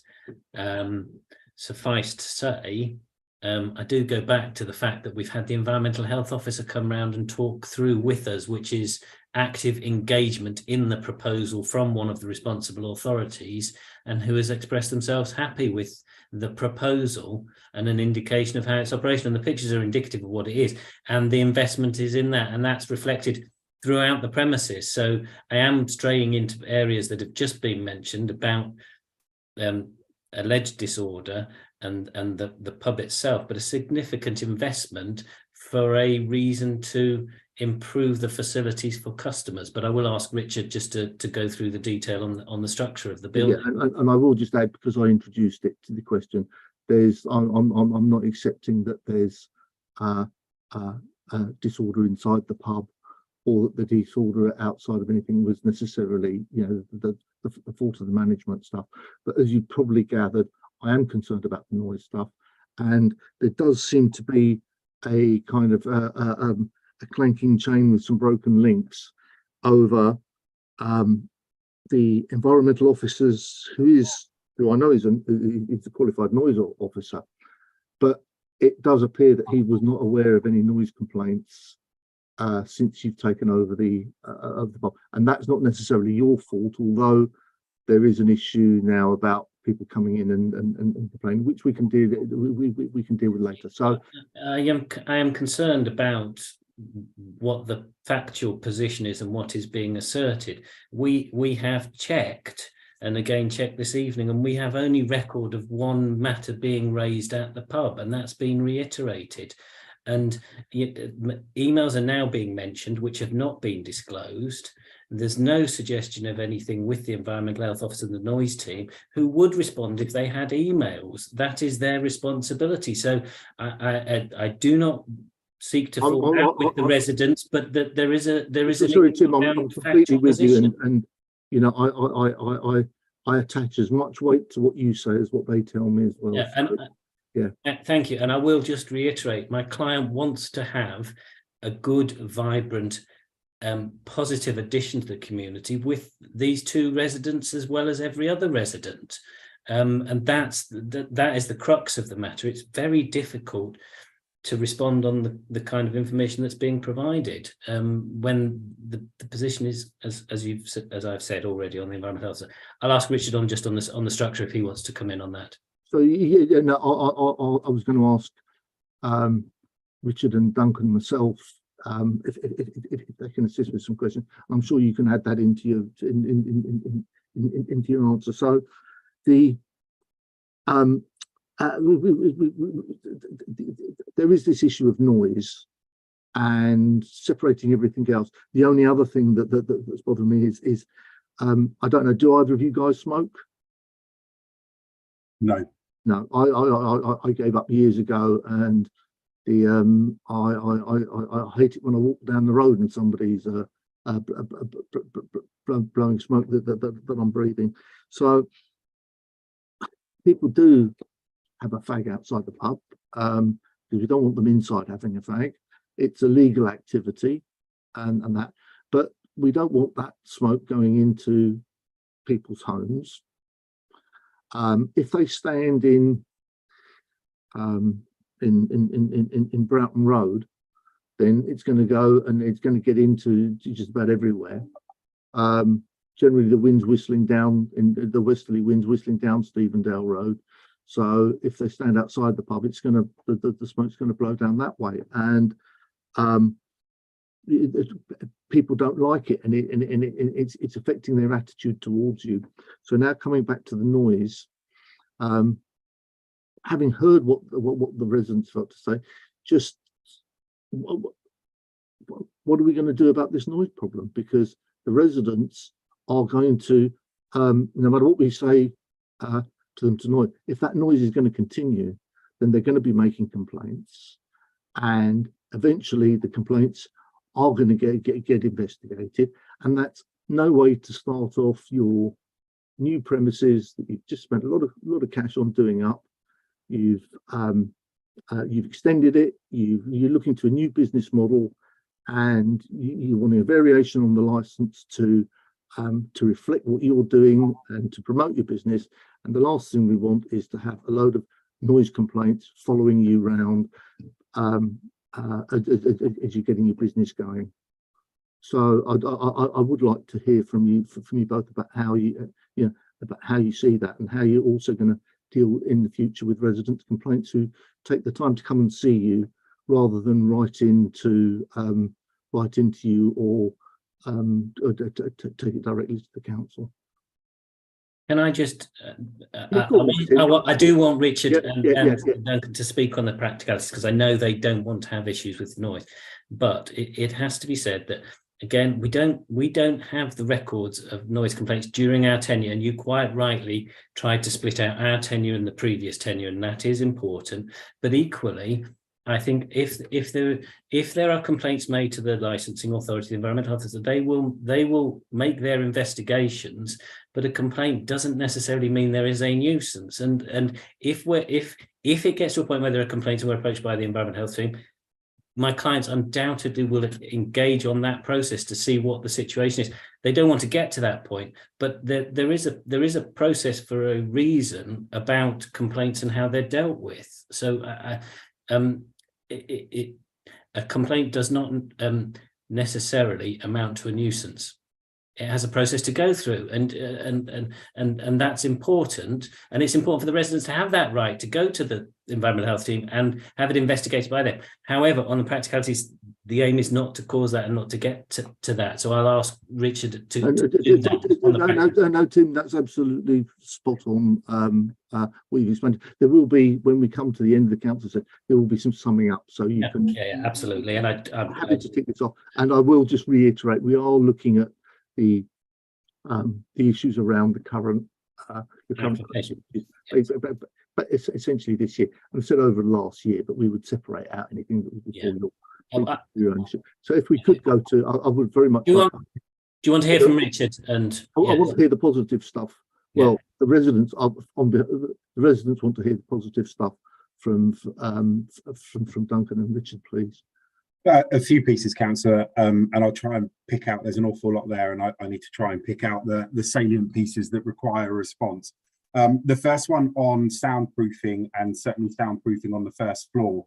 Obviously, we met, I personally met with your environmental health officer in that space. We stood in that space, we talked about the business model, we talked about the nature of the operation, we talked about the size of the space, and we also talked about complaints that they had received to date on the premises. It wasn't deemed necessary, based on the type of music system that's installed and the way that that area is going to operate, that any sound protection was required in that first floor space. As previously said, more than happy to have conditions around timing of closing of any windows in that area or any of those pieces. The second piece around heat in the summer, the ground floor area has air conditioning installed. The first floor area has a standalone air conditioning unit that can be wheeled out and turned on at any point in time to cool that space as is necessary. So it's possible to operate that area with air conditioning in place to help reduce any additional noise load. Yeah. So just on so sorry to interrupt you, but just on the technical point, if you plug it into the wall, it's going to be limited to approximately 3 kilowatts of power, and you would certainly need something far beefier than 3 kilowatts of power to reduce the heat gain up the upstairs. Councillor, this is a small area. This is a small area, Councillor, that seats a maximum of 20 people. So I appreciate it, but not something that we've had an issue with before. Okay. So sorry, please continue. I have lost my train now. Duncan, was there a piece that you wanted to talk about here on the complaints element? No, of course, thank you. I mean, I would encourage, obviously I'm concerned to hear that previously there has been complaints lodged by the two local residents that are on the meeting tonight. Obviously I don't know which of those were during our tenure, or which were, what relate to before we operated a business. However, I think as Tim mentioned, we want to have a positive relationship with our local community. So, if there is cause for complaint, I would invite, any local resident to contact either me personally or anyone in our head office if they felt that a complaint wasn't being dealt with in the right manner. I think that's really important, because it does concern me that they're saying that they've raised complaints previously and that they haven't been listened to. That's not how we operate. If someone's not happy with how they're being or how their concerns are being dealt with at a pub level, I would absolutely encourage them to to contact me so that we can look into the matter further. Okay, thank you. And I'll just before concluding, if I can come to Sheena, please. Hi. Hi, Sheena. Hi. So just a question on what you've heard. I hope you're able to start to see that these are new business owners, and they to me they sound quite serious about their business and about dealing with them. Are you more or less likely to go and see them with a complaint on what you've heard? I don't know, because like I say, I've been down this road so many times. Everyone seems so optimistic and so, they want to help. But when it comes down to it, when in the middle of the night, when I'm trying to call up, there's no one there to support or to listen to me. Can I just go back to a comment? I can't remember who made it about. What I'll do is we've got a summing up slot coming up, and you will get a chance to answer any of the other points that you've heard on that. So I'm just, before we wind up this section of councillors asking everybody any questions, I'm just going to ask my other committee members if they have any further questions. Councillor Stanton, Councillor Quam. Okay then, so we're going to go back to the agenda now, and in our summing up, I'm going to come to firstly the licensing officer, Lorne McKenna, and she's going to sum up the application for us. I've got nothing further to add, Chair, just that the extension of the application that's being applied for is to add the first floor to the licensable activities, and obviously that is what we're considering this evening, is there's no amendment to any of the licensable hours or activities. Thank you, Chair. Thank you, Lorna. So I'll now come to Louisa. Louisa, you've got 3 minutes to sum up your objections, and yeah, I'll start the clock on you now. So please start. No worries. So I'm glad that this meeting occurred. I think it's great that everybody is being, from the pub, very positive in portraying an interaction with residents. I'm unfortunately, given during their tender, that hasn't been the actions that they have portrayed with residents. And I've got multiple evidence of that. So of course you're going to be on your best behavior on the call, and I would love that to be what was on the outside too. But unfortunately, my understanding is unless there are legal things put in your license by this committee, you will not uphold any kind of goodwill or gesture to residents. So my ask in this is really that if the first floor is to be used, is that it does come with noise resistant policies. So be that some soundproofing. Those windows upstairs, like I said, are over 100 years old. They're very, very thin. They should be double glazed, not opened. There should be some kind of outspill on the street policy as well when it comes to smokers and drinking allowed from that swell of extra capacity. So that's where I feel very strongly. And also in terms of goodwill, there definitely needs to be a log kept by the premises owners. It's not just the council, because I think that's part of your license as well. So you should have kept your own log of those calling. And that's not just myself and Sheena. There are multiple people on the street that definitely called in the summer that I know of. Thank you. You do have a couple of minutes, so you've got a minute left if you have anything further you want to add. Just that I know we keep saying this is about upstairs, but you have to look at the premises as a whole, because it is about increasing capacity. And when the outside space is dictated by the capacity of the pub and the outspill of that and extra noise, both upstairs and then downstairs outside, that I hope the committee look at both in synergy and not just that it is an upstairs space that's being contained, because it doesn't live in a containment. It lives as a whole. Okay then, Louisa, thank you very much. And I'll now come to Sheena. Sheena, you have 3 minutes, please. I'm not going to fill these 3 minutes because I'm aware how negative I've been throughout the call. But yeah, I'm just going to second what Louisa said.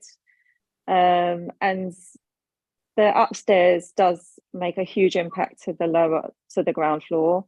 And I just wanted to go back to say that I am on the same level as the first floor, and I can see how many people have been in that the area in that room periods when they're having occasions, parties, gatherings, and I can see there's been like 10 people and it's been noisy where the windows are wide open, condensation steamed up.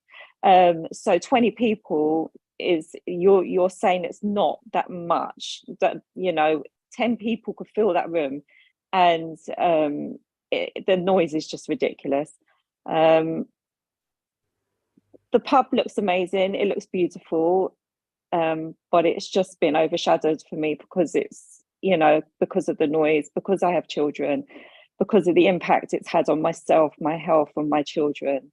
It's really disappointing, and it really does. It makes me really dislike where I live, and I'm fortunate to live in such a beautiful part of London. And yeah, it's just been this pub has just been a real nightmare for me. And yeah, so I'm sorry if I've come really negatively, and I really would love to enjoy the pub. I can't because it's unfortunate that I'm right opposite it. And yeah, like I say, it's just been unbearable for me. It really has. So yeah, I just want to close out and say thank you for listening to me. I really do hope that they will listen to us when we call up and make these complaints, because it's clear no one is listening to us, has listened to us and logged these complaints. Yeah, that's all I've got to say. Okay, then. Well, you finished early. Thank you very much, Sheena, and thank you for your time and answering all our questions. So now we'll come to the applicant, and the applicant has 6 minutes. Well, probably a bit less because we've given the residents to finish quicker. But yeah, I'm not going to hold you to it. But 6 minutes, please, to sum up. Thank you. I'll do the sum up, and if there's time left, it may be that Richard or may have something to add. But I'm going to end by saying my clients want this premises to be a success, and I hope that has come through loud and clear. And that works if those around the premises frequent the premises, and there are a large number that do. And you do have representations, but you equally only have 2. They're important and must be listened to, but that taking the context, you don't have tens of residents, you don't have hundreds of residents, and they could have made representations and they have chosen not to. So coming and saying everybody else is of the same view is not correct. That doesn't show, because we've gone through the process and the opportunity is there. I think it is fair to say that just from what was said just now, that we perhaps have inherited some bad feeling from a number of years, which is prior to our involvement. And when you quite rightly were talking about what are the specifics recently, there was no real detail. And we've checked on complaints that we have. Having been said, we do, reiterated in the matter, offer the points we went through as restrictions, conditions about a terminal hour for 11 p.m, background music, a window shut after a certain period of time. You've got the layout, you've got the pictures showing the kind of layout and the tables and chairs, and you can see the money that's been spent, and that this is not a stand-up function, loud function type area, not intended to be used that. And the company have told you about that, and you've seen the menus, and their positioning does not attract itself to the kind of operation that is being referred to. The kind of operation is what they talk about. So I think that's extremely important as introductory matters about the factual position. I will have to dwell on the law, but a few comments. One of the residents said, I love the pub, I go in the pub and I complain, but it's a bit of a strange one, I have to say. One person says, I don't go in because of the history for so long. I kind of do understand that, but that doesn't mean that there are lots of problems now, because a lot of it was referenced the history. The other resident who comes and says, I love the pub, I go in the pub, I order a drink. And I go in the pub. So that seems to be a very positive thing, which my clients want to keep going and improve. They offer some form of improved, enhanced contact if there are issues, so that they can be addressed and dealt with at a level either manager or above manager. So on the practicalities of all those, that is important. And there are things that were said about going forward harmonious and a beautiful pub and the menu looks great. Well, that is the investment that this company, these relatively new owners, have done, and that has to be given the opportunity to work, and that's part of this process. They've spent money not only on the first floor, redecorating and improving the first floor, and doing that encourages the right behaviour from customers. They've got the conditions on the license, they know about the conditions on the license. So the position in relation to representations, and I say in my submission, various parts of the guidance, and I don't want to keep going back to that, but there is 9.12. The responsible authorities are key in relation to this application, and this application relates to the first floor. So there may be concerns about elsewhere, and I know that you have given the opportunity of the residents to talk about those, but those are outside this application. the vast majority of what has been mentioned. There are other avenues to go down if they seek to do that, and for that to come before you if that proves necessary. But 9.12 says you look to your responsible authorities. Your responsible authorities don't have any benefit in being supportive of us. They've been responsive. The police have not made a representation. There is no evidence of any disorder. There's no documentary evidence. So far as noise is concerned, there's been no copies of emails produced which could have been produced, and that's something that I have to raise, I'm afraid. We don't want to cause nuisance, we won't cause nuisance, but it is relevant. And the environmental health officer not responded, he responded quite quickly, came to me, said, I want to go to the site. He went down to the site, he satisfied himself, and he told your licensing team he is satisfied with what the proposal is. That must weigh heavily with you when you consider this application, because if there is not the evidence there, and there is the opportunity, and 2 residents say they've done X, Y, and Z, but there's no records. Your licensing team have said they have no records. They've got a record from a week ago. Okay, absolutely accept that that exists. I'm sure that will be dealt with. That's not part of this. It's not part of this application, but other than that, no enforcement, and it says it in your document of advice to you. So that's very important. I want to refer to the case law, and there is the case of Thwaites, which I'm sure I have referred to in the submission, but you will know it, and that is a similar sort of case about variation. No responsible authorities, residents' concerns, and eventually it went to a court, and the High Court, I think it was, said that had the committee had proper regard to the Act and the guidance, they would have approached the matter with a greater reluctance to impose regulation and would have looked for real evidence. And that real evidence relates to the representations or non-representations from the responsible authorities. In that case, said the fact the police did not oppose the Howers sought on this basis should have weighed very heavily with them, the committee and the previous parties. So that is important. I have to say it in the law. I keep reiterating in between every point I make, we want to be positive, and I want you to take away what my clients have said, positively working this premises well and what it's done and what it's about. But the law is there, and it is important for consideration in relation to this matter. I've gone through some of the proposals in detail about additional matters that you could consider.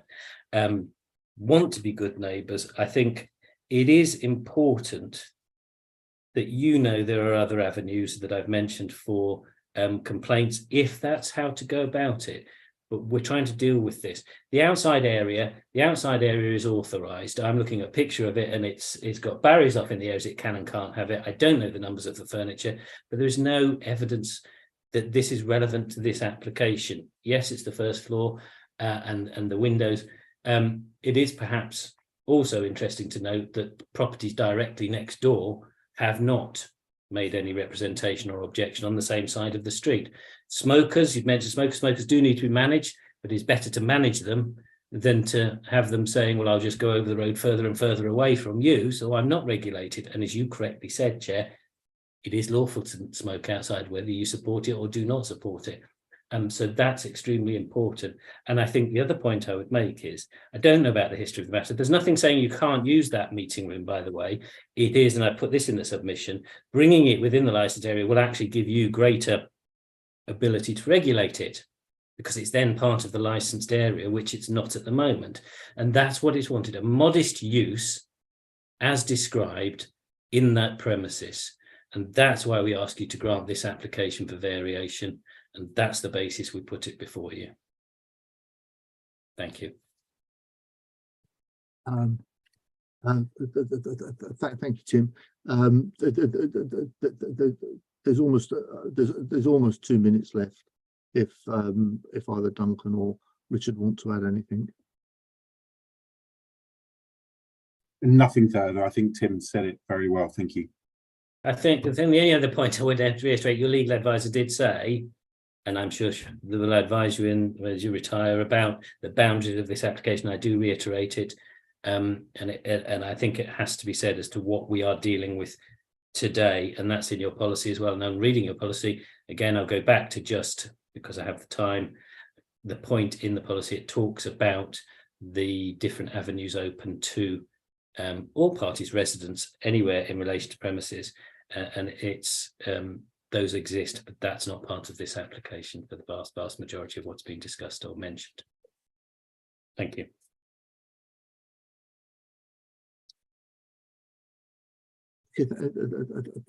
Thank you. If you concluded, we'll return back to the agenda. Now come to deliberations. The committee will now retire to take its decision in a separate room. You're welcome to remain in the meeting to hear the committee's decision. However, this may take some time. If you don't want to wait, a summary decision will be published on the council's website tomorrow morning. Can I ask members to turn off their video, mute their microphones and join the private Teams meeting for deliberations?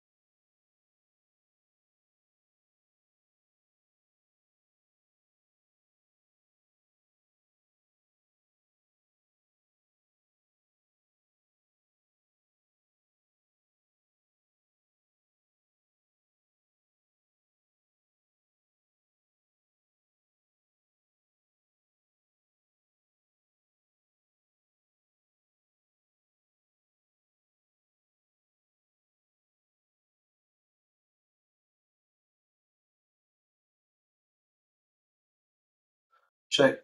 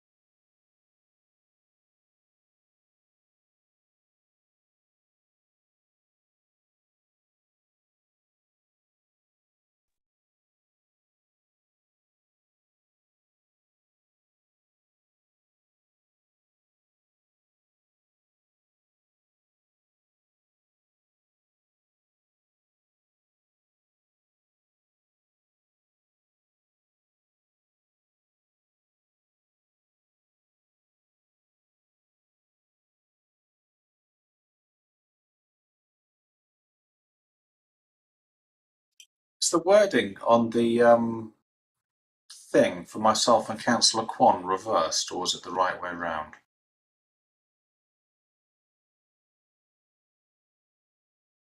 Oh, you mean the logo, the Hammersmith Yeah. Fulham logo? Yours is fine. I think Councillor Swan is the other way around.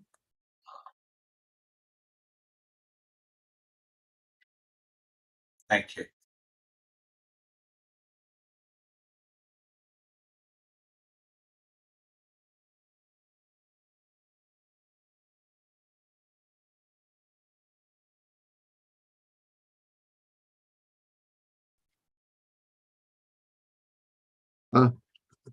Thank you all for your attention. Lorna, are we able to start? Yes, Chair, you're able to I'm start. sorry, I beg your pardon. No, that's fine. Okay, thank you all for waiting for the decision. This is a summary decision of the licensing subcommittee, 4th of October 2023, Sands End, 135 to 137 Stevendale Road, London, South West 6 2PR. The committee has considered an application for the variation of a premise license to amend the layout of the premise plans of the existing license and increase the area for licensable activities to include the first floor of the premises under the Licensing Act 2003. In summary, the committee has decided, after taking into account all of the individual circumstances of this case and the promotion of the 4 licensing objectives, to approve changes to the layout of the premise plans. 2, to impose further conditions in the license summarised as follows: the first floor area to be closed for licensable activities by 10:30 and for customers to leave that area by 11 o'clock. The windows in the first floor area to be closed by 9 o'clock. Only background music to be played on the first floor, proactive noise assessments outside the premises, and keeping a written record, a telephone number of the premises to be displayed for residents to lodge complaints. A responsible member of staff to organise and accommodate meetings to discuss the operation of the premises with residents at least one time per calendar year. The existing condition about the complaints book to be amended to include complaints specifically about noise and or rowdy behaviour. The licence becomes operational with immediate effect. If problems are experienced, then an application for a review of the premises for the premises licence can be made.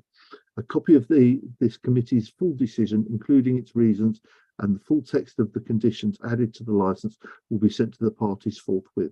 If the applicant is unhappy with the decision, they are entitled to appeal to the Magistrates' Court within 21 days from the date of notification of the full decision.